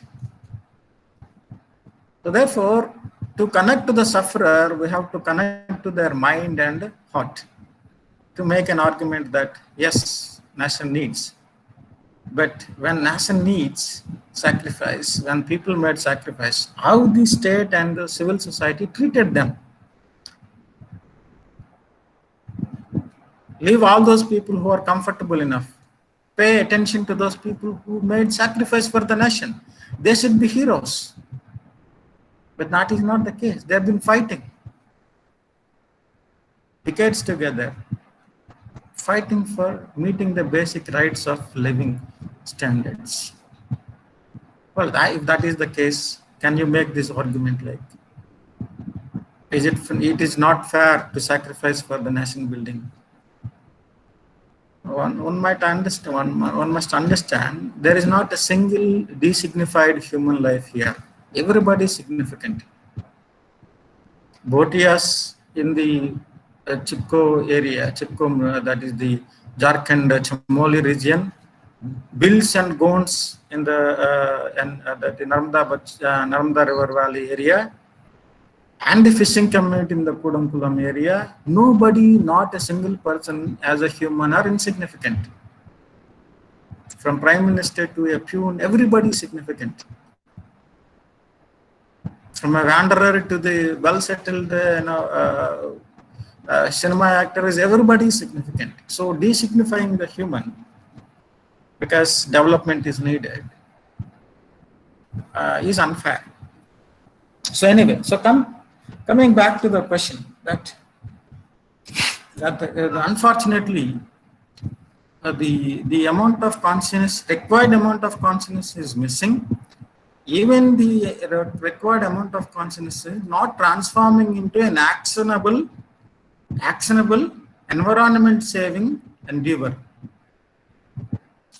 That is also not happening, especially the educated, at least from the educated. The consciousness should translate into an actionable, environment saving endeavor. That is also not happening. This is where the problem lies. It is not enough that we are teaching a paper of environmental, protection, environmental studies. Mohan Raj is doing. All that is fine. So, but the production of knowledge on the environment is fine. But how far of our consciousness, how much of our consciousness is transforming into an actionable, lessening the damage of the nature, or protecting the nature, reviving the nature, promoting the nature, extending that into the posterity. So that is very less, that is very unfair, especially from the educated community. That consciousness is actually not transformed into an actionable endeavors, actionable actions. Let me tell you that in a stage where we are living, how we are thinking, especially in connection with the environment. From 1750 to 1950, it is normal to use the nature, very efficiently use the nature. We celebrated the usage of the nature, glorified the usage of nature. Effective usage of the nature is the best quality of the human civilization. Yes, fine. Under the carpet, something was happening we did not recognize. Results of it began to be shown from seen, though they were there, but signals only we started seeing in 1950. Now, prior to 1950, usage of the environment for the human progress is normal. I don't see, though if you force me to agree that it is normal, yes, I do agree with it is normal because we have not realized. Everybody treating it as a normal, so let me be there also as a person who treats usage of the nature as a normal thing, if not justified. But from 1950s onwards, saving the nature, protecting the nature should also be normal because we already realized the problem. But that we are not treating it as normal. Saving the nature is something special, something rare.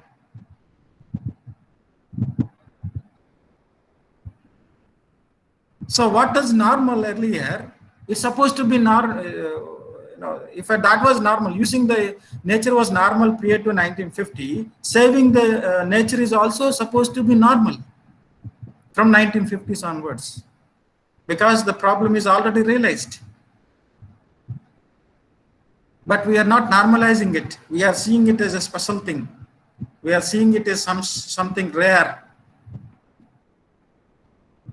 That rarity of saving the nature, protecting the nature, preserving the nature, reviving the nature, extending the nature,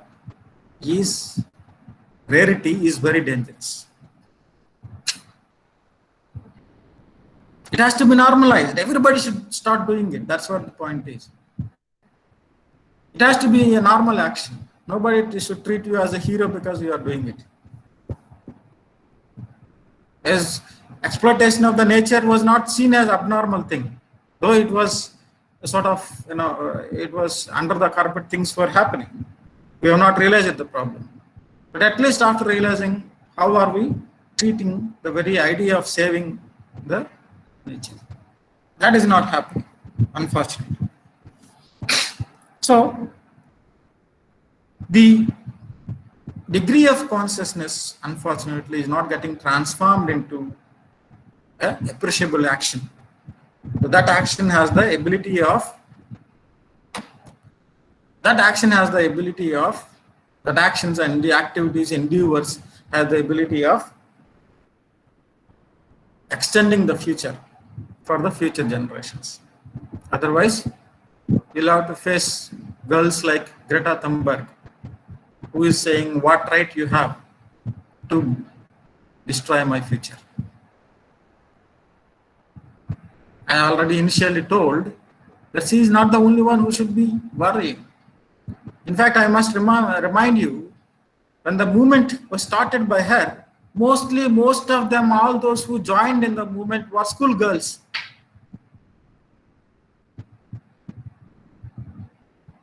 So that itself, where we as a middle-aged and old people are hypocritically not recognizing the problem and believing that it is only problem of the latter generations. Into my 40s, 30s, and 50s, I am fine. Another 30 years of my life, 40 years of my life is not going to be affected anyway. I'm not going to extinct by the next 40 years. So therefore, I am happy. If it is a problem of my daughter and my granddaughter, let them worry. So this is the hypocrisy that we are living in. So the consciousness is there, though it is not required amount of consciousness that is there among us. Even that consciousness is not actually transforming into an appreciable action that would reduce the damage or revive the damaged nature. That's one of the important factors that we need to look into. So this disconnection between the consciousness and its translation into actionable activity need to be reduced, dramatically reduced. To be dramatically reduced. So that reduction only transforms into an activity of environment serving, protecting, reviving and promoting. Now we came to the conclusion, many of the NGOs are working actually in the area of reviving the eco-friendly traditions.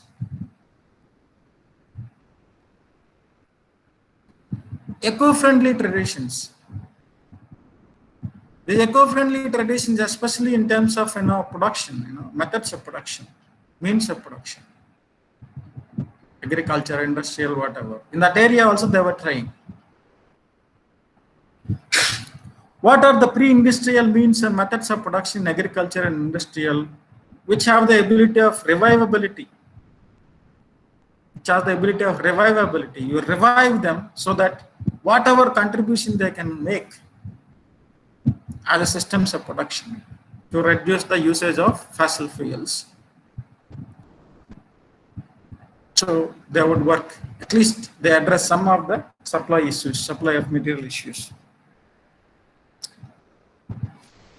So to that extent, NGOs are working to do research on the revivability of the pre-industrial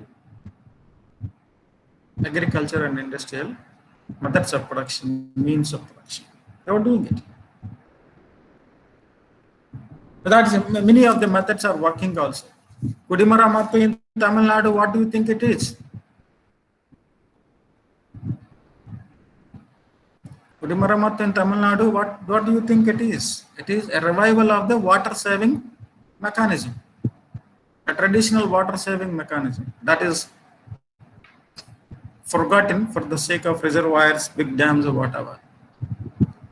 Now it is understood that distribution of the water storage instead of centralization, decentralization of the water storage is the best method for the present day human civilization than that of the centralized water storage mechanism. Straight away, nobody is arguing that you demolish all the dams that are already built. What they are arguing is that you simultaneously work on the reviving of the pre-modern methods of water conservation, so that in course of time they might become a fantastic alternatives.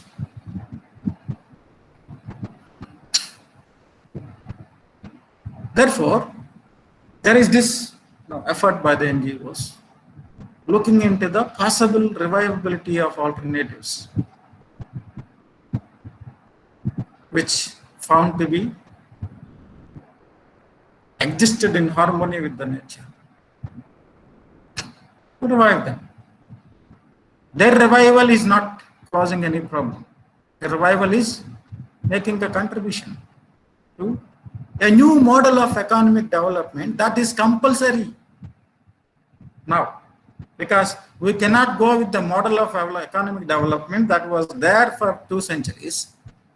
We find problem with the economic development. So therefore, a new model of economic development is being provided by the NGOs. It's not coming from the government. It is not coming from capitalism. Eco-friendly, less destructive, more comfortable, or more human-friendly economic development was coming from the NGOs. Sorry, I'll just. Hello.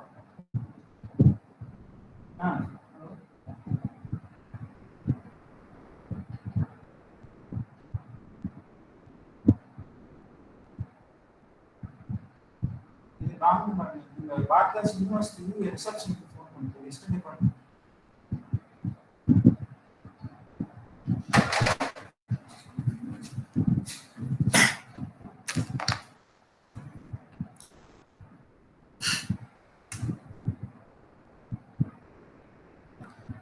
So I'm sorry, I got a call on landline. So that the NGOs are working on the revivability, possibility of reviving.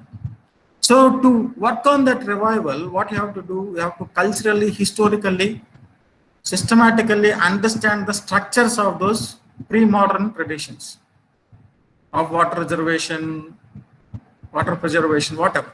So to do that, you need to do a serious research. So they are doing a serious research into revival of the pre-modern methods of production. And they are proposing to the government that these are the alternatives. You have to work on them practically. Practicality, understanding the practical revivability. Theoretically trying to say this is possible and all that is different. Academically you are saying it is possible and all that. No, practically proving that it is revivable. So that sort of a research is being done by the NGOs. State is, of course, state is working in tandem with the NGOs. State seeks the help of the NGOs if the NGOs are believed to be the organizations which are falling into the line of the government. If that is not the case, there is a conflict between the NGO and the government. Therefore, that is also there. But however, there is a certain amount of cooperation between the government and NGOs, where if the line of the NGO is not conflicting with the government or capitalism, they are working in cooperation with the NGOs. So that way, there's huge amount of work carried out by the NGOs. Kudumarimatu in Tamil Nadu is such one example, reviving the ponds, water bodies.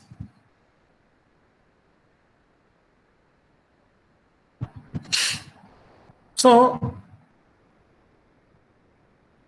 the unconcerned attitudes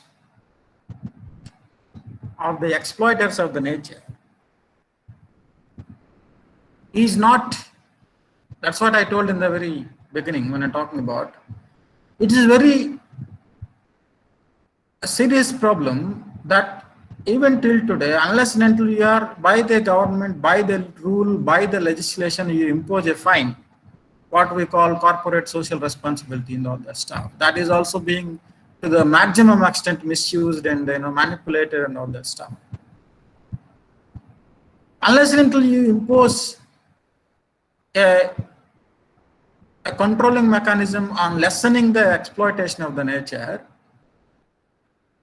among those exploiters, the natural realization, which is supposed to be natural at this point in time, that is not happening. So that is not happening on one side. It's very clever for 2.5 centuries. They have made the humans to be slaves, submissive slaves of a lifestyle. A submissive lifestyle. It becomes a sort of a mental slavery, which we find it difficult to come out of that lifestyle. So way of life, the nature of the human civilization from 1750s to 1950, the nature of human civilization, way of life, methods of production, religious and social traditions, are making it difficult for the present generations to realize the threat that caused it to the nature in the last 2.5 centuries. So means of production that are well established. We don't think that is an alternative is needed.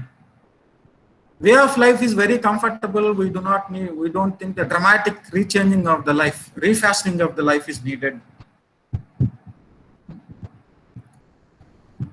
Certain religious social traditions, which are also causing the serious damage to the nature, we don't even consider to reform them. We believe that dumping some amount of leaves, water, banana trunk into the water is something that is not a big deal. But that was big deal when the water bodies are, were live and kicking. Today, where are the water bodies? By dumping all this cultural waste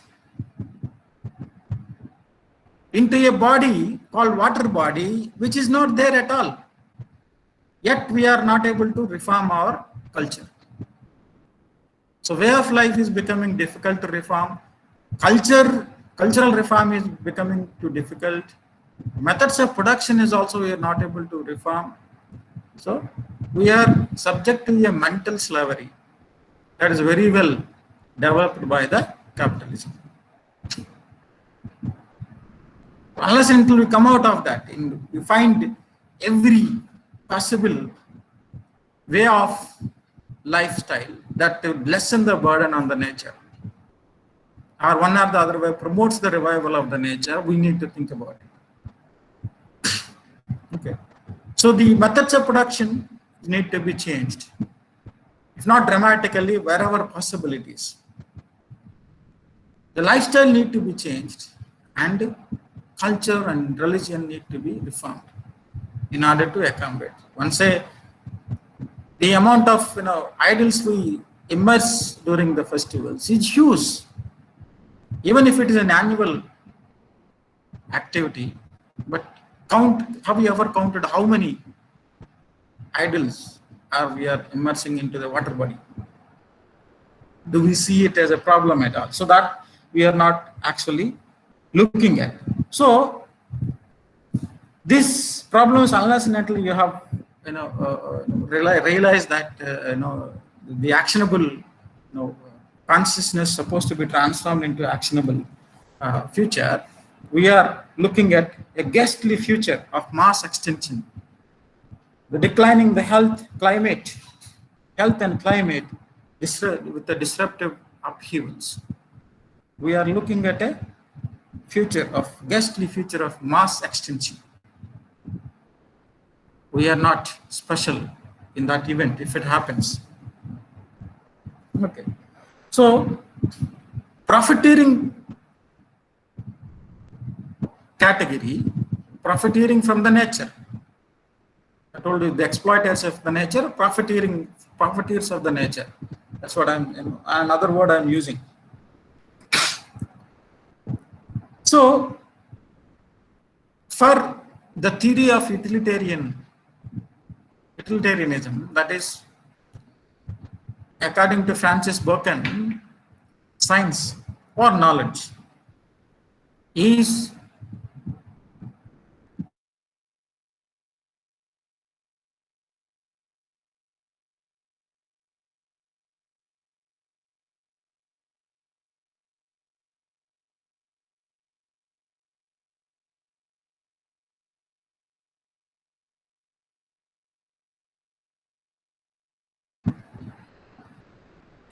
So Francis Bacon's idea was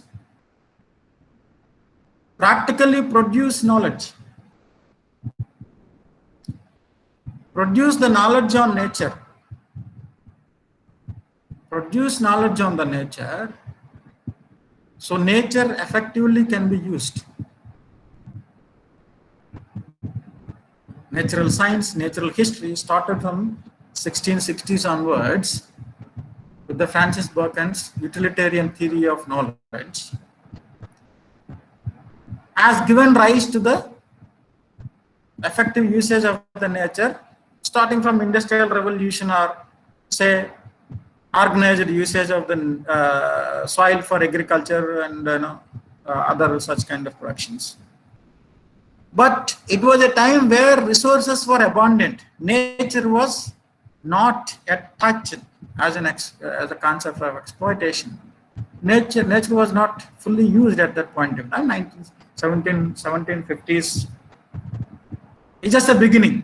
So we were under the impression was that nature has abandoned.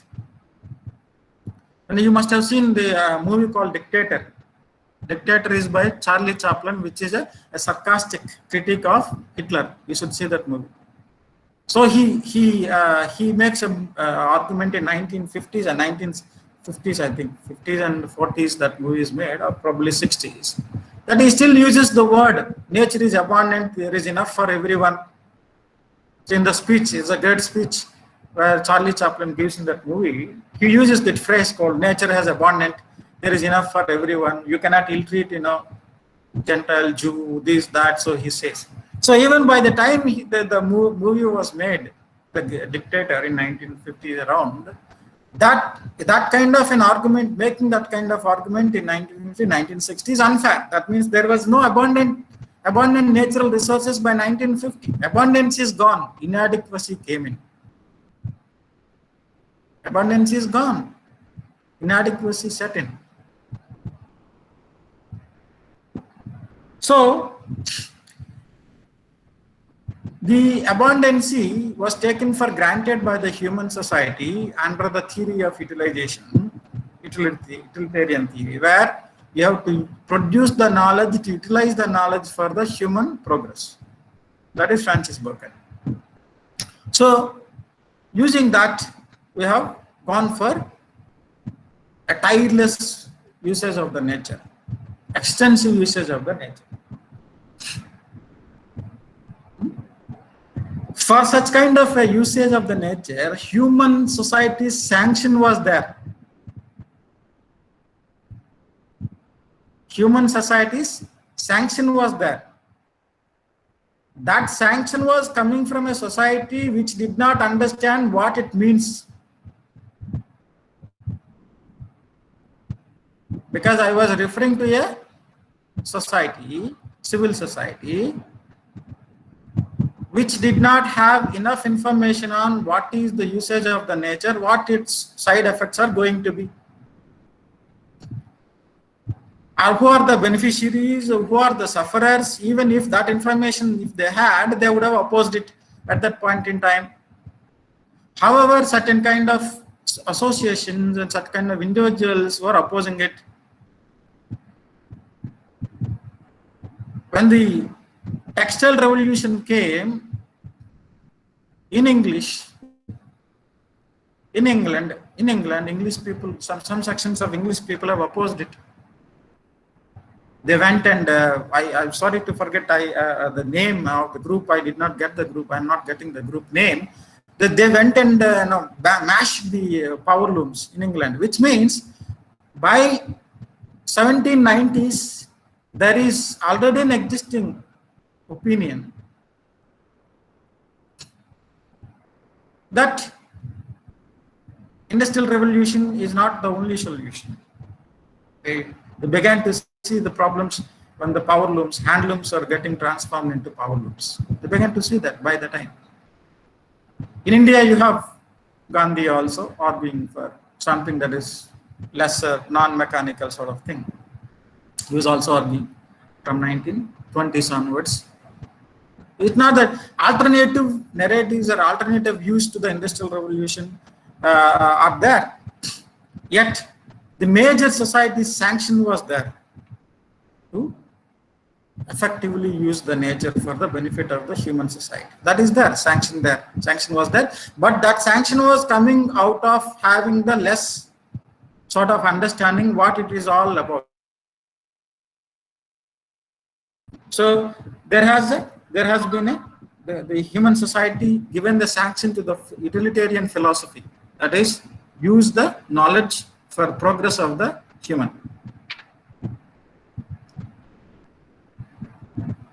Practical knowledge, knowledge on the plants, knowledge on the soil, knowledge on the liquids, knowledge on the water. Produce that knowledge, use that knowledge for the human progress.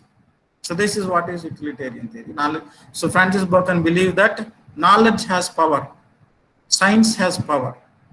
You have to realize that power.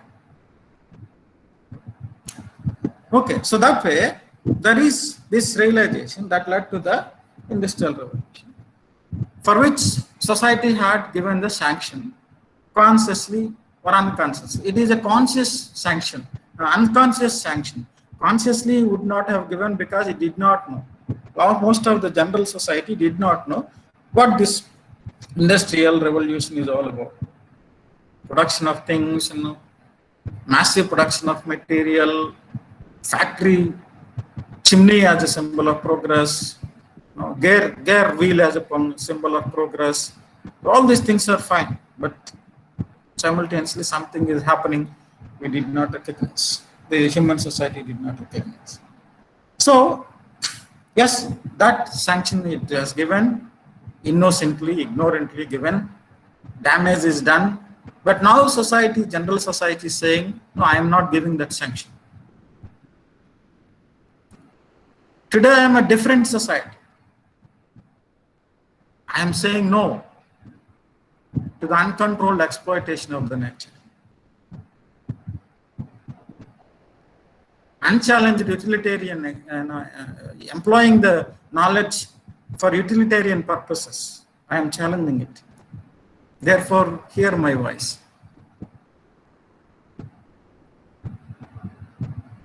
So this is the society today. This is a civil society today that is saying no. But to that, the properties of the nature or the irresponsible users of the nature are responding low. They were using their strategies to counter the civil society. To counter the civil society. So what happened is that in the process of countering the civil society, the exploitations of nature would involve in generating the narratives. Like all that is pro-environmental, pro-ecological is anti-development. All that is pro-environment, pro-ecological is anti-development. That's very easy narrative to make. Second is that nature is too big enough to change, to be affected by the human activities. This is the second argument. Nature is too big, the planet is too big. So which means there is a strong belief in them, despite water bodies, most of the water bodies are dead. That is visible evidence for everyone to see. Despite we cannot drink an unbottled water or unpacked water, that is an evidence for everyone to see. We are in the denial mode of everything is fine. So nature is fine, it is not going to change forever it will be like that. So human actions have not had any impact. Human actions of production, extensive production, mass production, relentless production, uncontrolled production, permanent production had no impact whatsoever, so you need not have to worry. I dare all those people to go and drink the unbottled water, untreated water. Let them drink. they so agree with the argument that they're making, let them drink the water which is not coming from a bottle. Let them drink the open tap water. How many of those people who are making these arguments will be dare to drink a bottle of water from a tap or a river or a pond for that matter? You have to go to the Himalayas to drink the water. Even there also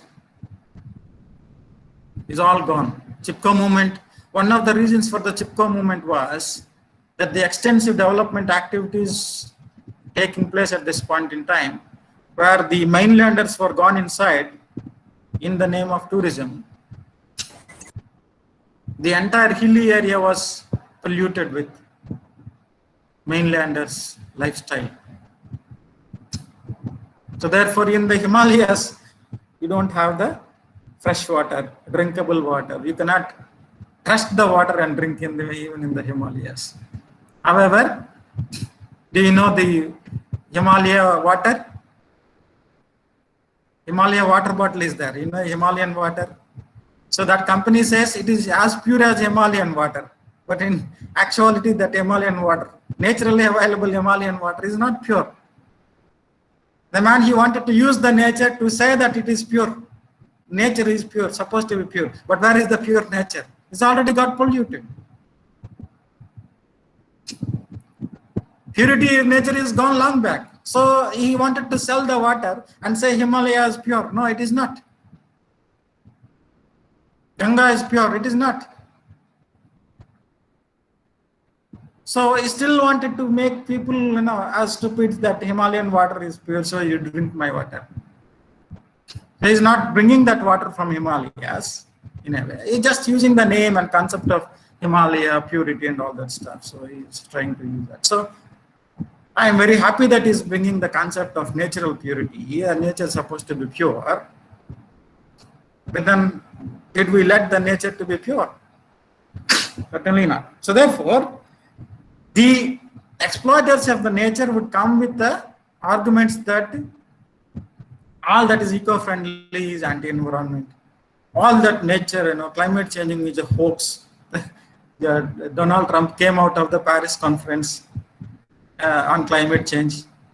He withdrawn from the climate change of USA, and he was laughing at Greta Thunberg, a teenage girl who's been making the impact throughout the world. And later, when the Joe Biden came as a president, they rejoined in the Paris Conference Treaty on the climate change. So this is this daily dolling is actually happening. But anyway, the point is that it depends upon that is very unfair arguments and uneducated arguments, illogical arguments. By most of those arguments against the nature change, like he personally calling, being a president of America, he was calling the climate change arguments as some humbug, hoax, it's a conspiracy, all these things he was saying. So I wonder why another president come and rejoin into the Paris conference. So what they do, the nature profiteers, they try to manipulate the narratives, try to build the narratives against the environmentalists, environmental movements, eco-friendly activities, to make the gates open for their activity, provide continuity for their activity. Look at today, the only natural spot, rainforest, that on this planet was untouched so far till last 5 years, 10 years, is rainforest, Amazon rainforest. Now China is doing soybean over there, producing soybean over there. The horrors of the Amazon tribal community, they are subjected by China and many of the and Brazil itself, is unimaginable. So if the Amazon is gone, there is no spot which is untouched by the human society in terms of exploitation.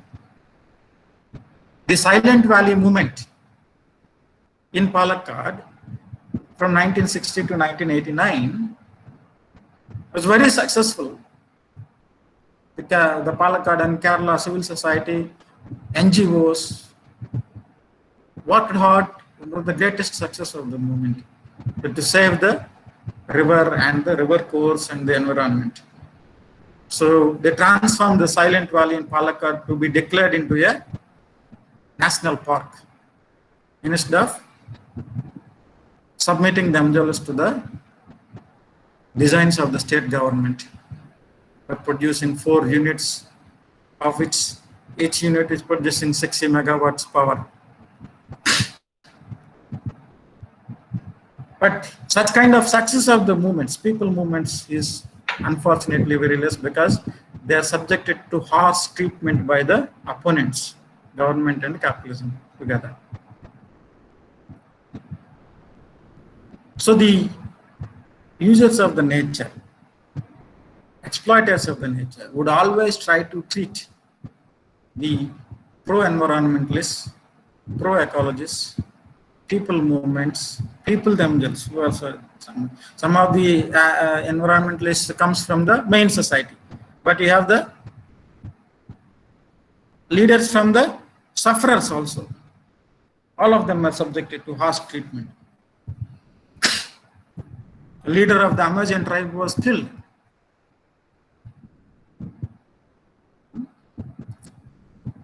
Because they are opposing the entry of the mainlanders into the Amazon forest. So like that, they would stop the radical transformation of the society into a society which realizes the problems that is being caused to the nature. For that, they will invest on the promotional programs, convincing programs in connection with the state. So it does not allow the reorientation of the human society into a new society that would re-establish the relationship it once had, a harmonious relationship once it had with the nature. If that happens, there will be less nature available for exploitation. If that happens, companies has to reduce their production capacity. So I'll stop here.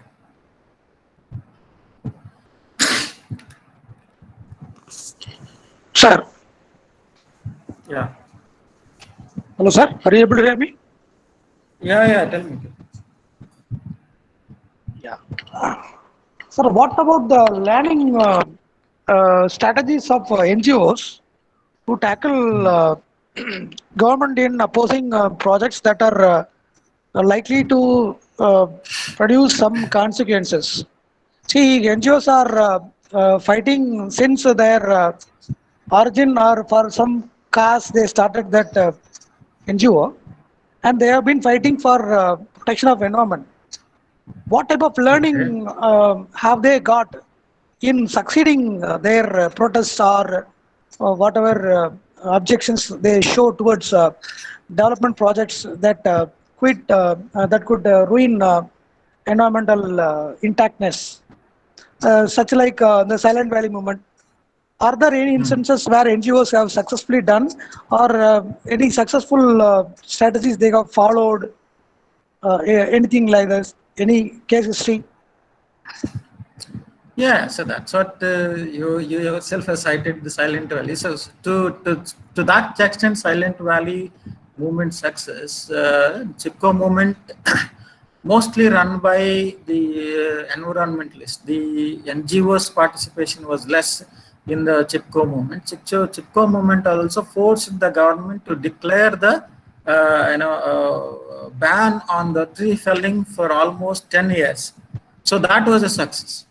And it has forced the central government to create a cabinet department, a cabinet level department called Environment, and that was created by Indira Gandhi.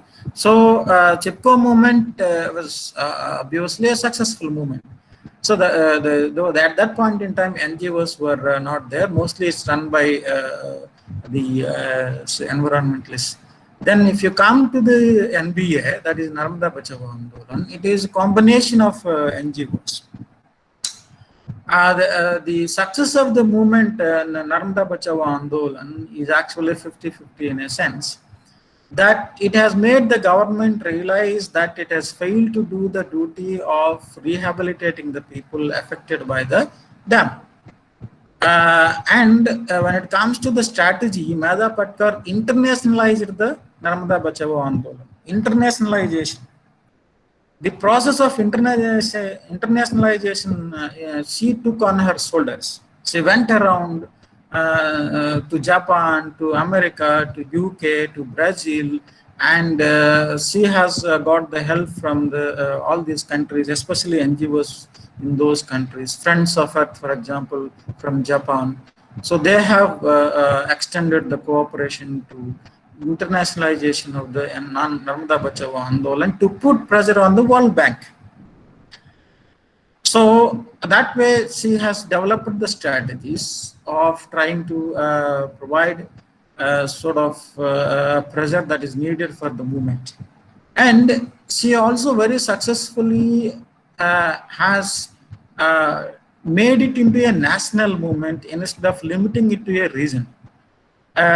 She was simultaneously doing at Jantar Mantar, and also she has staff for the environmentalists who are taking care of the movement in the affected area, that is the on the river banks of the 3 states, among the 3 states. So you have the working environmental activists and NGOs working among the people simultaneously. She is also making into a national movement. In fact, while the Chipko movement is the first movement, though it was started as a movement for the resources, but it turned out to be a movement of saving the nature by hugging the tree. So it's a movement to lessen the speed of the using the nature. Okay, so that way it was successful. Chipko movement was successful in making the government realize, constituting committees, understanding the floods in 1970, which resulted out of the continuous felling of the trees from 1950s. Then there was, of course, Himalayan tsunami, what we called in 2012, in the same area where we have seen in 2021. So in the same area, 3 floods have occurred. All of them are closely connected with the deforestation of the Himalayan region, that the Chamoli region. So therefore, they made the government to realize. And NGOs, with the help of NGOs in the tribal community in Niyamgari in Orissa, where the South Korean steel company, POSCO, was made to go away from the area by their consistent protest and efforts. And it was given, in fact, one of the important discussion I should have done, but I did not have time, where the concept of public debate, the concept of ecological impact assessment or environmental impact assessment, that came into the legislation in 2013 by reforming, by the modification of the law that was introduced by the government of British government in 1894 to the Land Acquisition Act. So to that, the UPA government made reforms in 2013. In that, they made it compulsory that the environmental impact assessment must be there for any developmental project. And the public debate, that is, you go to the public before you take any decision on any environmental project or any scientific project, any technological project.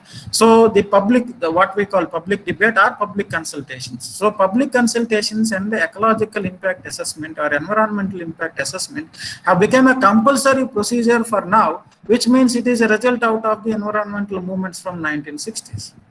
So most of the environmental movements were ran by the NGOs. There is no doubt. Of course, some of them are single run. NBA is a combination of NGOs led by Madha Patkar.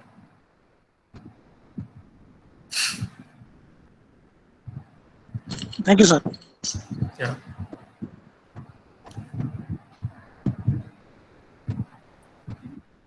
Sir, I have a question. You were also pointing out about the government attitude. towards the environmental issues in the present context as well in the past decades too. Whenever there is a developmental projects, the government is looking at the majority's benefit, and the marginalized people are getting victimized in that process. Is it similar to that of the utilitarian theory, the Jeremy Bentham, who proposed the utilitarian one, rather than being a welfare state, they are looking at the major benefits of the majoritarianism. Yeah. So actually, the utilitarian theory expects some sort of a sacrifice, or as a state, in the Jeremy Bentham's utilitarian theory, the eminent domain state declares itself as an eminent domain.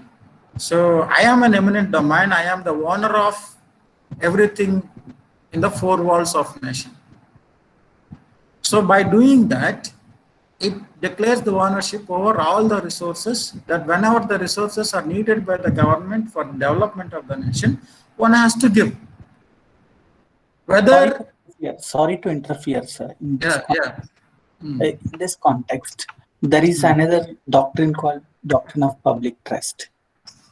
Public trust doctrine is completely against that the eminent domain, so wherein the government is having the ownership. Public trust doctrine says government is not the owner; it's merely a custodian. Yeah, that's true. Yeah, that's what. See, the public trust theory is not, the way the public domain, eminent domain is, proposed or popularized. The public trust theory, you might be knowing, that is not popularized even. You and me may be knowing. How many people are knowing that there is a public trust theory, and that has to be popularized as because that contributes to the society's consciousness. It transforms the civil society into a owner. It gives that kind of a knowledge. You are not the owner, I am the owner. So if such kind of a knowledge penetrates into the people, and what would happen? There is the degree of rejection of the state would be much more higher compared to that is existing today. So it is intentional. The not promotion of the public trust theory is an intentional. As a knowledge, it is a required knowledge to every citizen. Not promoting that is an intention. So when that is not happening, that is an intention of the government. So therefore, the rejection would be much lesser, and automatically the public domain gets justified. The government as a public domain gets justified, and then the people have to face the harsher treatment from the state. Certainly, I agree with you.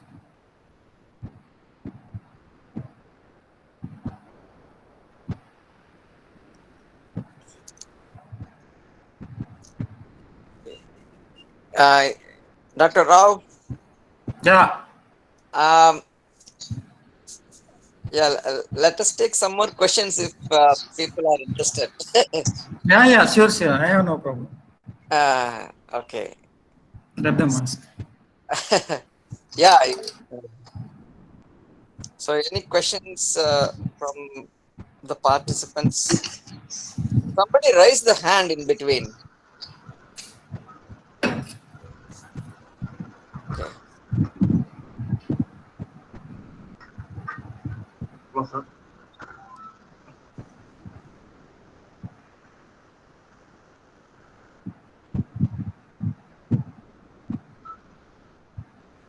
Yes, please.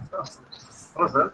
Sir, you are referring to the June 19, January 2019 Legislation Act on the ban of plastic covers and bags. I'm talking with reference to Chennai.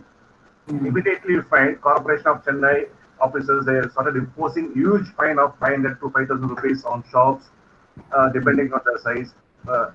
And we did not get plastic covers for quite some time. And there was a change among the people. But now, again, you find everything has been forgotten. From street vendors to the big shops, they start giving covers again. Whom should we blame? The people or the government? So I think one thing that has happened, you have to look at the ban and the impact of the ban at various levels. Earlier, prior to 2019, mostly it was plastic given in all the shops. But today, despite the ban is being not respected by everybody, there is a visible change among the shop owners. They have introduced a different kind of material. Many of them voluntarily, or probably they thought it is better. If you look at shops, some of them have introduced a material that is probably, though it is not totally not impacting the nature, but they have brought out some kind of a material which is not as plastic, as dangerous as plastic. So that one positive thing has happened out of the ban that they have tried. Second is that there is some sort of behavioral change that is visible among the people voluntarily. That behavioral change is visible. That is, but it is quite minimal, in a sense. Like if you are going for a shopping, say you already know you started from the home. Is it a big trouble for you to take a bag with you? Okay, so is it a big cultural change? Is it a revolutionary change? It's a small change. But why are we not sticking? Why are not we trying that change? How many of us, when we are starting from the home, how many of us going with a bag? Okay, so this attitudinal change should have been dramatic, respecting the ban. But actually, I've seen very terribly disappointed in this university itself, where the students and the faculty, I openly challenge my colleagues in this university. Faculty also have not made any efforts to avoid avoid bringing plastic into the campus. Faculty itself themselves could not present themselves as an exemplary people, so that the students would have followed them. So there is this, that's what I'm saying. I'm disappointed with an educated community, which could have been an exemplary society community to the rest to follow, that they failed to avoid the single-use plastic. That is the condition. So though there is a behavioral change, that is quite minimal. As 1%, 5%, that is not enough. That's not enough. Millions of science shows that there are plastic particles everywhere in the seawater. So why are we ignoring, why are we denying the reality? That is the point. As what my concern is, Bharathidasan is. Yes, Yeah. now I think there is like there should be a kind of paradigm shift in the attitude, which is, you know, like if you see from the past, it is not like for political mileage they take the environment in their hand initially, overall. Uh, Yeah. but in reality, uh, even though there is widespread concern that is raised from various sectors, including the corporate, I'm talking about the top corporate. On one hand, they say that they will in terms of corporate social responsibility or whatever.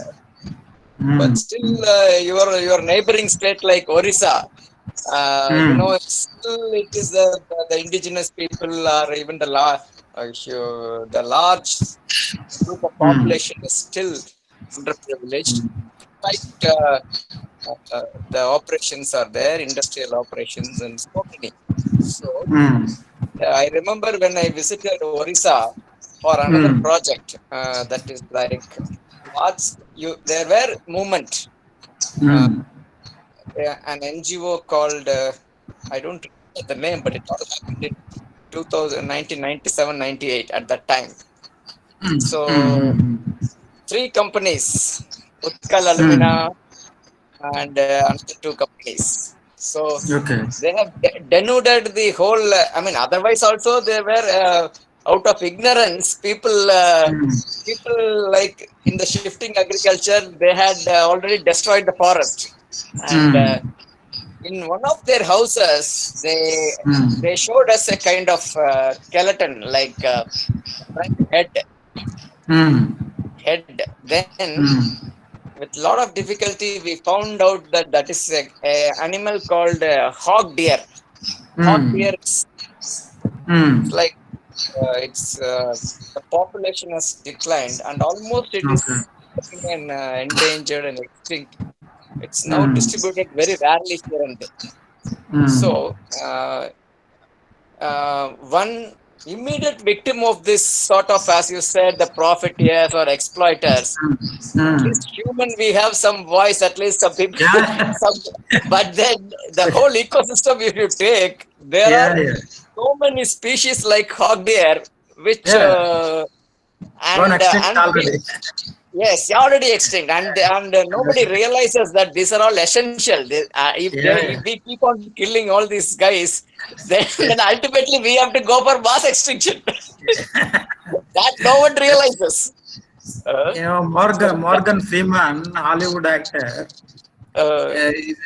Morgan Freeman, you just type Hollywood. Actually, he's Afro-American actor. So he's been spending all his money to develop. I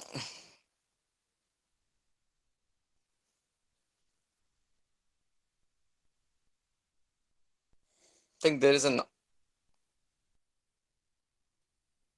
Rao. I think there is an audio interruption.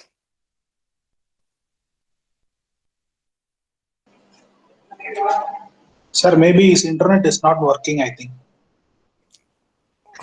Okay. Okay, no problem. So let us be in the meet. Okay, Rao, you're back? Yeah. So therefore, only individual efforts are organizational. Of course, you and we are all doing. But I think it is time for the mass realization of each and every individual to the possible, especially educated community. Yes, like see, people like Stephen Hawking, they're already told that okay, this is it's all going to be very, very soon. You're in that direction. So he realized. Many have realized. Absolutely. Yes. And but then anyway, as you said, see, it is all the technology, and it is all the consumption, and where there is a change. As you said, just like that, we cannot eliminate plastic from our life because it's not that you have to make effort to lessen it. Innovation. That's what the point is. Lessen it. A lot more innovation has to come, and that too from the young generation, and from we have to guide them properly, and maybe but then I don't think the entire the government sector are, if you take the whole world into one, only excepting very few countries, and no one is bothered about it. That's right. That's true. And the sacrifice which already some the countries like India, we have already sacrificed for the climate change. If will India be ever able to build the wall against the sea? But Americans are doing it. This is where I am talking about the vulnerability and the manipulative power and the power of investing against the nature. As of now, you have America has, and it's building the walls against the sea. How much money would be needed for India to do that? So we are going for mangrove sort of thing.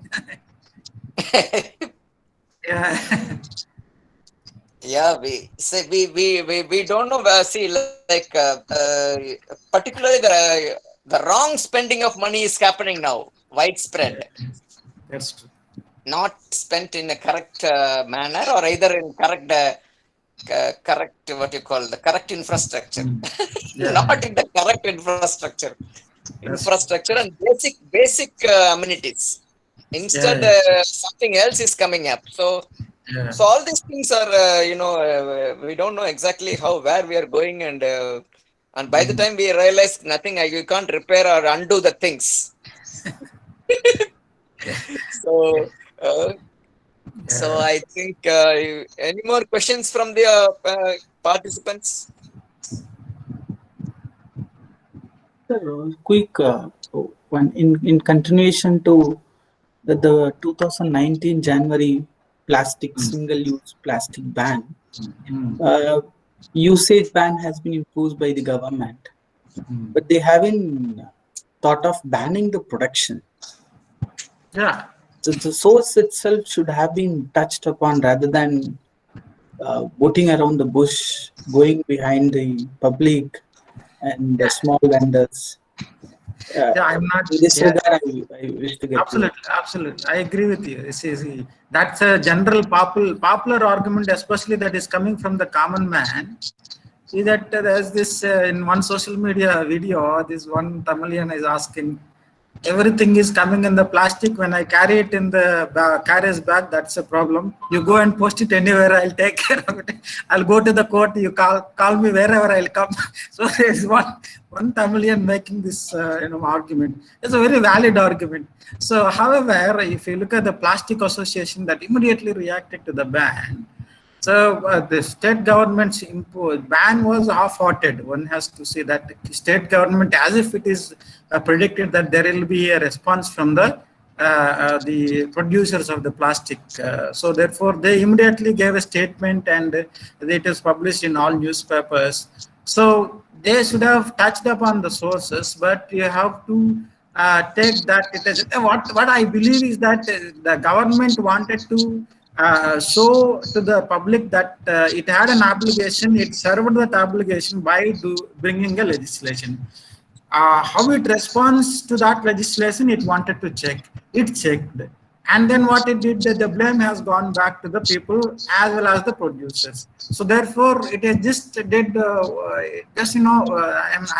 you cannot tell me that I'm not doing anything. I did something, it did not work. So what the hell you want me to do? That's the kind of an impression the state government wanted to give. As usual, I completely agree with you. It is not full-heartedly did it. It is only a half-hearted measure, and it is not even serious also. Some here and there, some fines are imposed, and it has not gone everywhere and every shop and every corner. It has not conducted any convincing program seriously among the public. It would have done it, and it did not do it. There were school children in Tamil Nadu from town. I think the biscuit wrappers they sent back to the Britannia company. So there was this news in the public domain for some time. So at least from that kind of students, very young students, say from a school, say they have done it. So how many of us? Say let me tell you, it is not easy. For example, Mohan has raised a question: where is it completely possible to avoid the plastic? Say for example, mixture. Mixture we buy a mixture earlier it used to be sold in the shops by big glass jars. Now the shops you see that has gone, plastic is gone into each and everything. They're selling you in 1 kg, half kg plastic. So when I go to, why I'm pointing it is that though it is difficult, you have to make an attempt to do it. So when I go to the shop and take the newspapers and then ask them to pack it in the newspaper and give me, otherwise I'm not buying. So at this point in time, if I do that, you might, for many people, it might seem as some kind of a crazy sort of a thing. Even that shop person would give a surprising look at me. Why did you come with a newspaper? And it is also time-taking business. So all these things are, so when I do for a shopping, I made a agreement with a small shop owner. Look, if you give me all the sort of whatever the provisions I am buying, all the pulses and all that masala, if you have them in loose, if you give them in packed paper, and I'll buy from you, I'll not buy from the what is that shopping mall or whatever. So though initially he find it difficult, but he is actually packing all the things for me in the newspaper.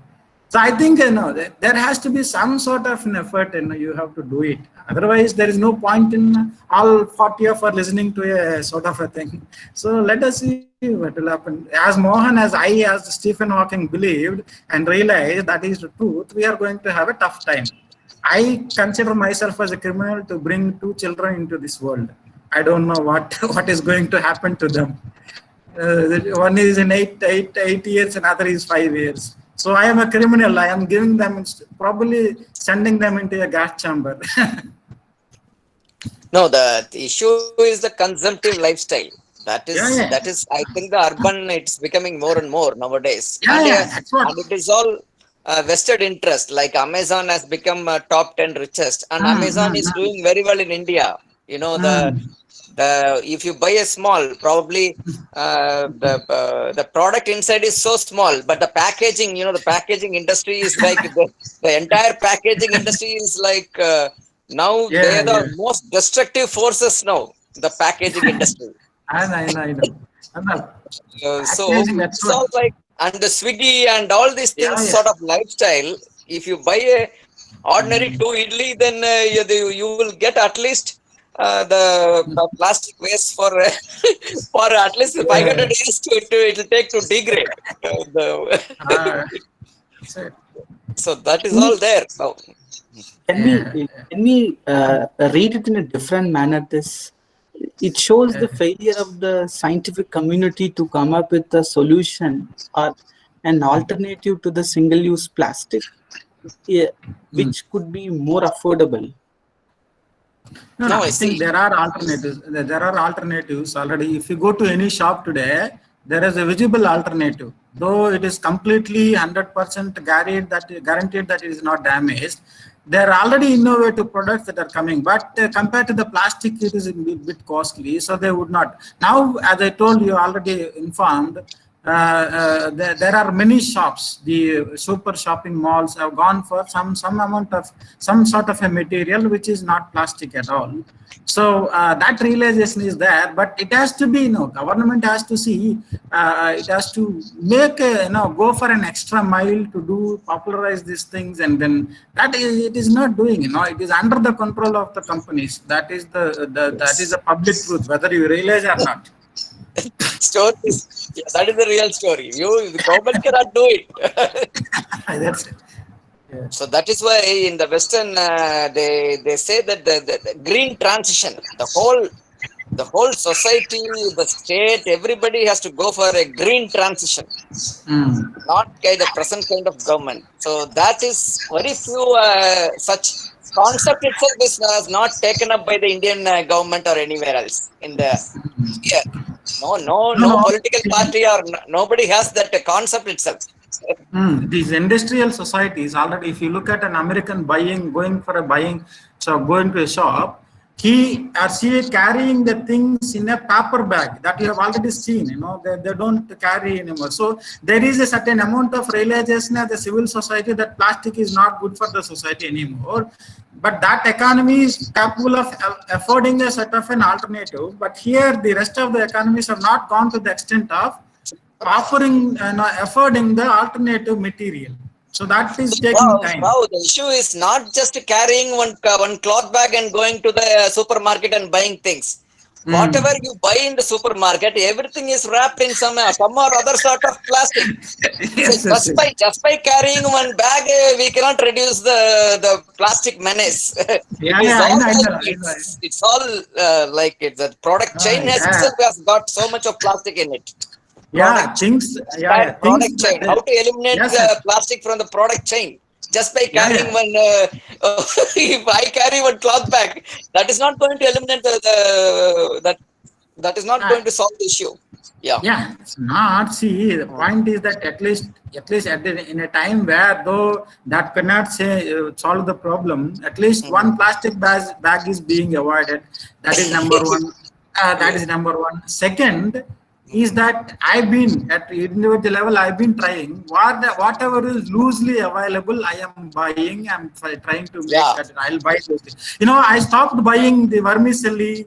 No, I don't make any upma because upma rava is not available in loose. So I don't make chapati and other things. Dosa I'm making it because I'm not buying anything that is wrapped and packed.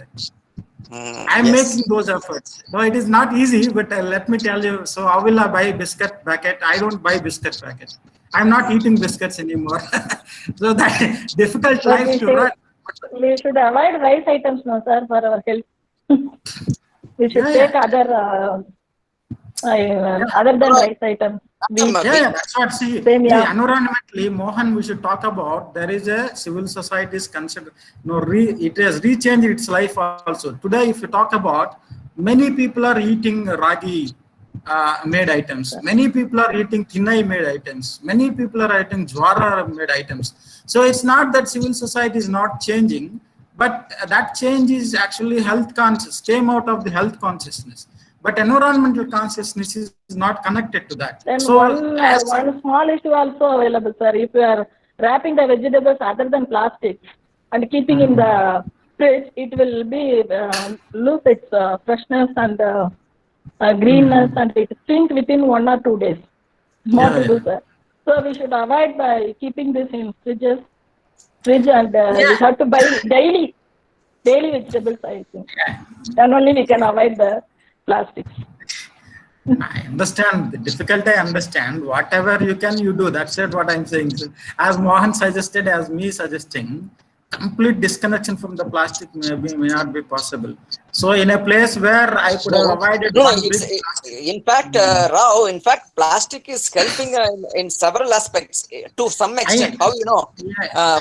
Because otherwise you need to cut so many forests. If you need to replace with another material, say for example, the next alternative is aluminum foil or the iron or the steel or even the jute fiber or even or anything else. Suddenly, if you want to switch over immediately, it is like to be even if you take hospital or wherever, all the materials which they use, in fact, it is cheaper, the plastic. But then only thing is, we don't have a proper technology to dispose it safely. That is the issue, actually. So open dumping is a serious problem. We need to have a disposal technology where it can be converted into another product or whatever it is. That is the issue. So maybe I think Seas are full of plastic, so that's a problem here. That's the problem, microplastics. So now I think it's already 5 o'clock. I don't think director is joining today. Sir, I have sorry, you're there. Ever since Saktivel and other participants were discussing, I've been here, sir. Oh, sorry, sir.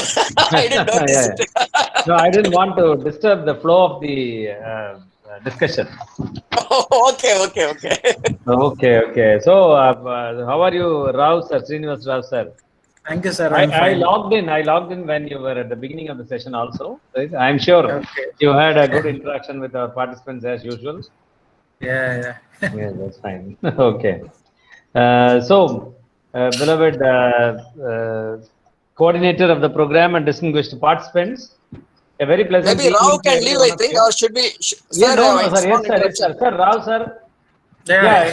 Someone can do the vote of thanks for Srinivasa Rao, sir.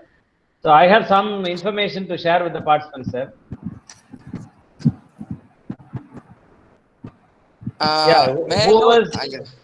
Whoever's due it is for vote of thanks, please do that. Sir, hello. Sir, it's audible? Yes, madam. Lakshmi, madam, you are audible. Okay, sir. Good evening, everyone. I am Dr. A. Lakshmi, Assistant Professor of Physics, Government Arts College, Trichy 22. On behalf of the participants, I am here to present a vote of thanks for today's lecture. First and foremost, I would like to thank MIT who gave an opportunity to attending this online refresher course, and I would like to thank the resource person, Dr.Y.Srinivasa Rao, Associate Professor, Department of History, Bharathidasan University, Trichy 24. Today, he gave deep insights into the role of NGOs and people management in environment protection, and also revealed some important issues like concerns of environment, responsibilities of human society to maintain eco-friendly environment, and the moments of NGOs. These are really useful work. And all are inspired by your talks, sparkling words. And once again, I would like to thank Dr.Y.Srinivasa Rao for taking out time from his busy schedule and enlightening with the knowledge of NGOs and other. Thank you so much. Thank you. And I would like to thank our coordinator, Dr. Mohan Raj sir, who really showed holistic support and worked hard to arrange this section successfully. Thank you, sir. And I record my hearty thanks to Dr. S. Senthilvelan sir, Director, UGC, HRDC of Bharathidasan University, 2024. Please organize this online refresher course successfully. Thank you, sir. Thank you so much. And finally, I thank all the participants here for paying our attention and learning. Thank you, sir. Thank you. Thank you, one and all gathered. Thank you, sir. Thank you. Thank you. Sir, I leave then. Yeah, yes, thank you, Dr. Rao. You can leave the Okay. meeting. Sir, Senthilvelan sir, thank you. Thank you, sir.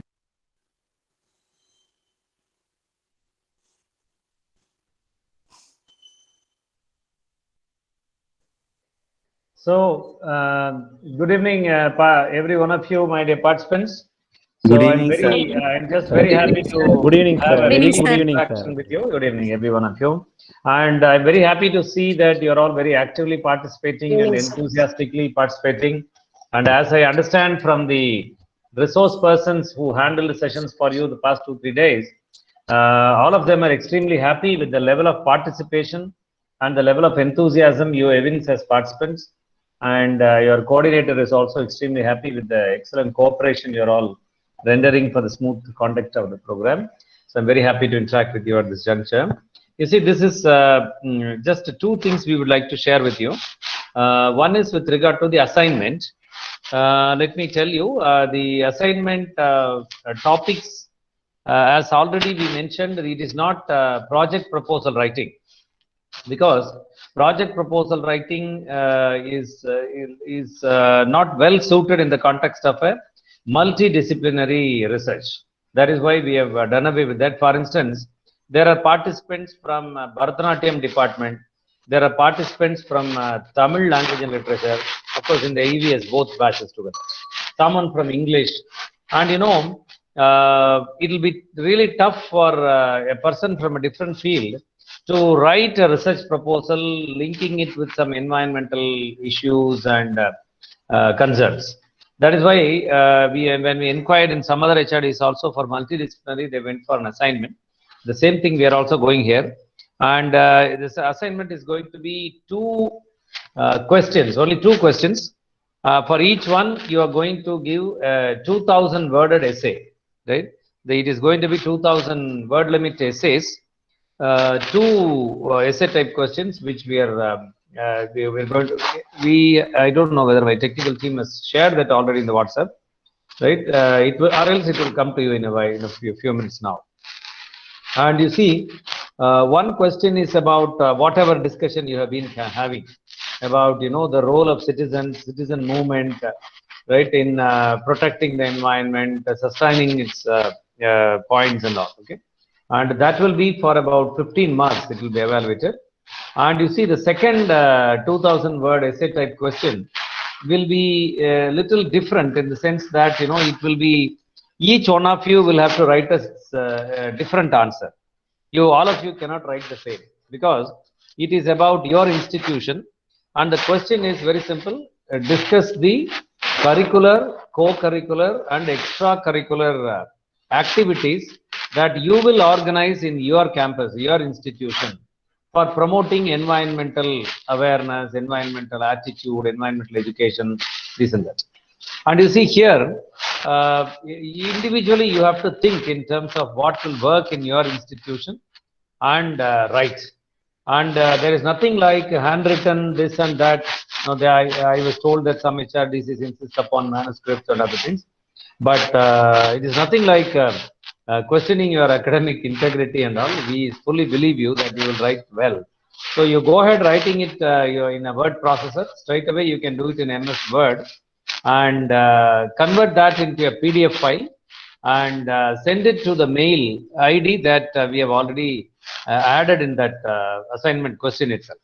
So it is there at hrdcrcsevs@bdu.ac.in. So that mail ID, you just send it before the deadline. We have given some deadline also for that. And one important thing is, it will go for an external evaluation. Some environment professor, right, will evaluate it. And when we send the file to him, along with that, we will also send the plagiarism report. Okay, so we will subject it to our anti-plagiarism software, and but the percentage, whatever that it reflects, along with that, it will be shared with the expert for evaluation, and that will be evaluated for 25 marks. Okay, and this is with regard to the assignment.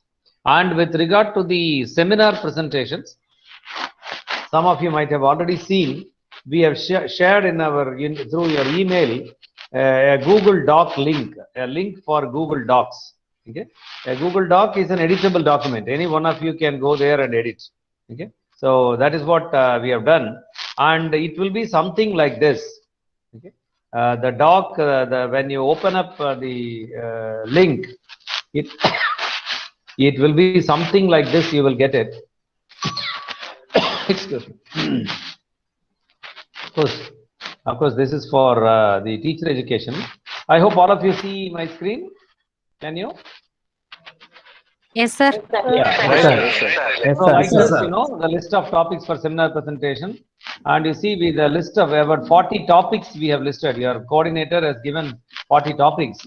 Okay, and it is there in the list, and you see all the 40 topics, and select the particular one you want to do the presentation.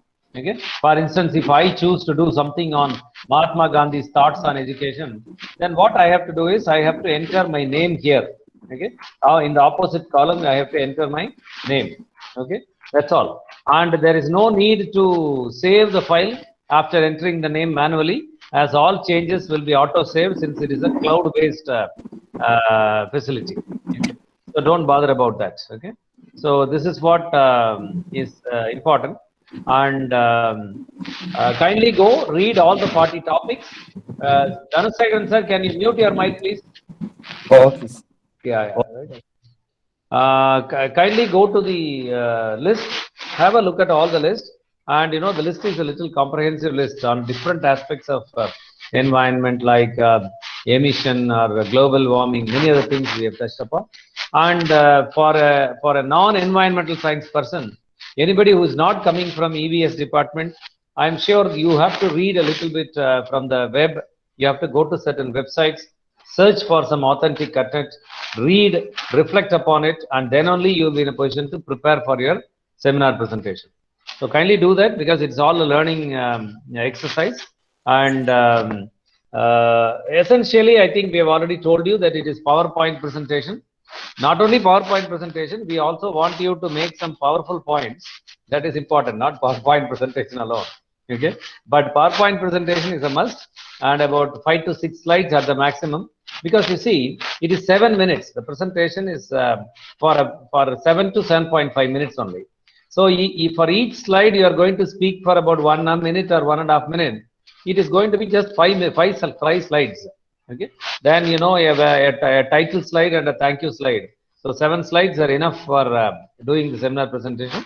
However, it is left to you to decide, but the time limit will be 7 minutes. That is something very important. And you see, we have put already in the WhatsApp group the dates to remember, the schedule, the deadlines for submission of assignments, this and that. Your schedule for seminar presentation has already been shared. So we have identified some, I think 18 people will do in a session, and in another 2.5 hour session, 19 people will do. So each of you are going to do for about 7 minutes, 7.5 minutes, and there will be an expert who will live sit through in the session. Like we are all there in the system, one external expert will be there to evaluate your performance online. So, one day before the presentation day, you have to send your PPT to us, and we will send all these 19 PPTs to the particular expert who is going to evaluate you 19 people on that particular session. So he or she will have a look at the PPTs you have prepared, and because the evaluation is based on 2 criteria. One is content. 12.5 marks will be given for content, and another 12.5 marks will be for presentation. Okay, so that's how it will go. And just before, one day before the seminar presentation also, we will tell you how to do it in a professional way without losing the time, without wasting others' time also. One simple thing is the coordinator will take care of that, and you can also organize among yourselves, kind of a self-organizing yourself, right? For instance, imagine if the first person to present, right, is Ananta Lakshmi, okay, and the second person is Dhanashekhar, okay, and both Ananta Lakshmi and Dhanashekhar have to be ready, right, at 10:10, okay, or 10:15 when the introduction is done and handed over to the expert. Why? If for some reason Ananta Lakshmi has some difficulty in sharing her PPT, we cannot keep on waiting now, because the entire thing is 7.5 minutes. So we will wait for 1 minute and then we will call the next person, Dhanashekhar. Okay, like that, at a particular point, 2 people will be ready, and then we will give the opportunity to Ananta Lakshmi when she sets right the problem. Or even I will tell you, you can organize among yourselves. If somebody who is very good at technologies, who has a high bandwidth internet connectivity at your disposal, you can even collect all the PPTs, right, and present for all your batchmates. Okay, that also is possible. And in case some of you have some difficulty, sir, I have some difficulty in sharing the files. Maybe on that day, I may be participating with a mobile phone, so I may have a difficulty. Then you share it with somebody in your batch, and ensure that the other person is supporting you with the presentation properly. Okay. So one important thing is, I hope you understand that we have no time to waste on that time, on that particular day. We have to keep the ball rolling. Only then we will complete all the presentations. The last 10-15 minutes, the expert will give you some feedback, some reflections about how you performed, okay, or what are the areas you could improve upon. So this is very important. Okay. So these are 2 things I wanted to share with you. I'm not sure because I was in another meeting whether my technical team has already shared the assignment questions in the WhatsApp. If it is not there, they will do it quickly. You can just have a look at the same in your WhatsApp group, right? Okay. So that is one thing. So kindly indicate your choice of the topic for seminar presentation in the Google Doc that has been shared already with you. Okay. So thank you all of you. I hope you will enjoy your Sunday, right? Okay. Yes, because enough work. Sir, one question, please. Enough work we have given, so you can enjoy the Sunday. Yes, madam. Yeah.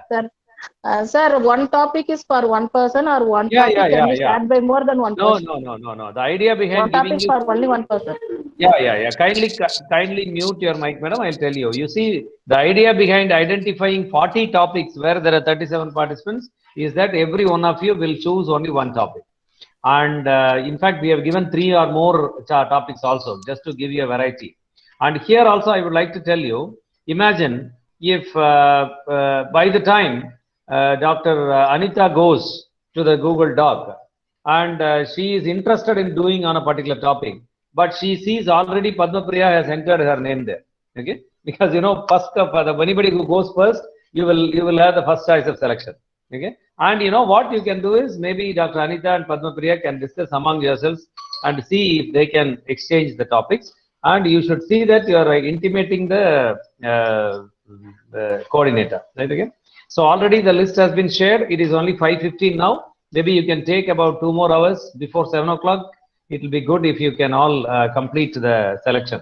Okay, so we will be in a position to generate the list, and because when we assign some 19 students to an expert, we share the mark statement with the name and the selected topic, and the evening the PPT also will go to the expert. So the evaluator will sit thorough with a fair idea of what the people are going to do in the session. Okay, so that is the way it has been planned, right? Okay, so thank you all of you, right? So have a pleasant Saturday evening.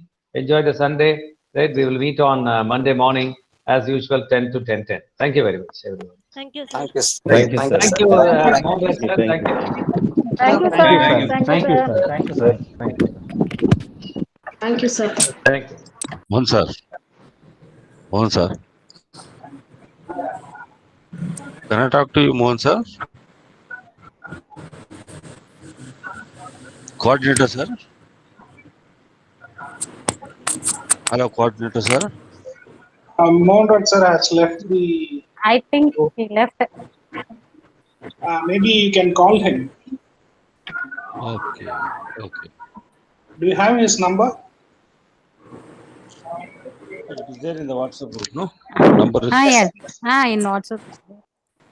coordinator number is there in WhatsApp group, I think. Yes, yes, it's in the WhatsApp group. Yeah. Thank you.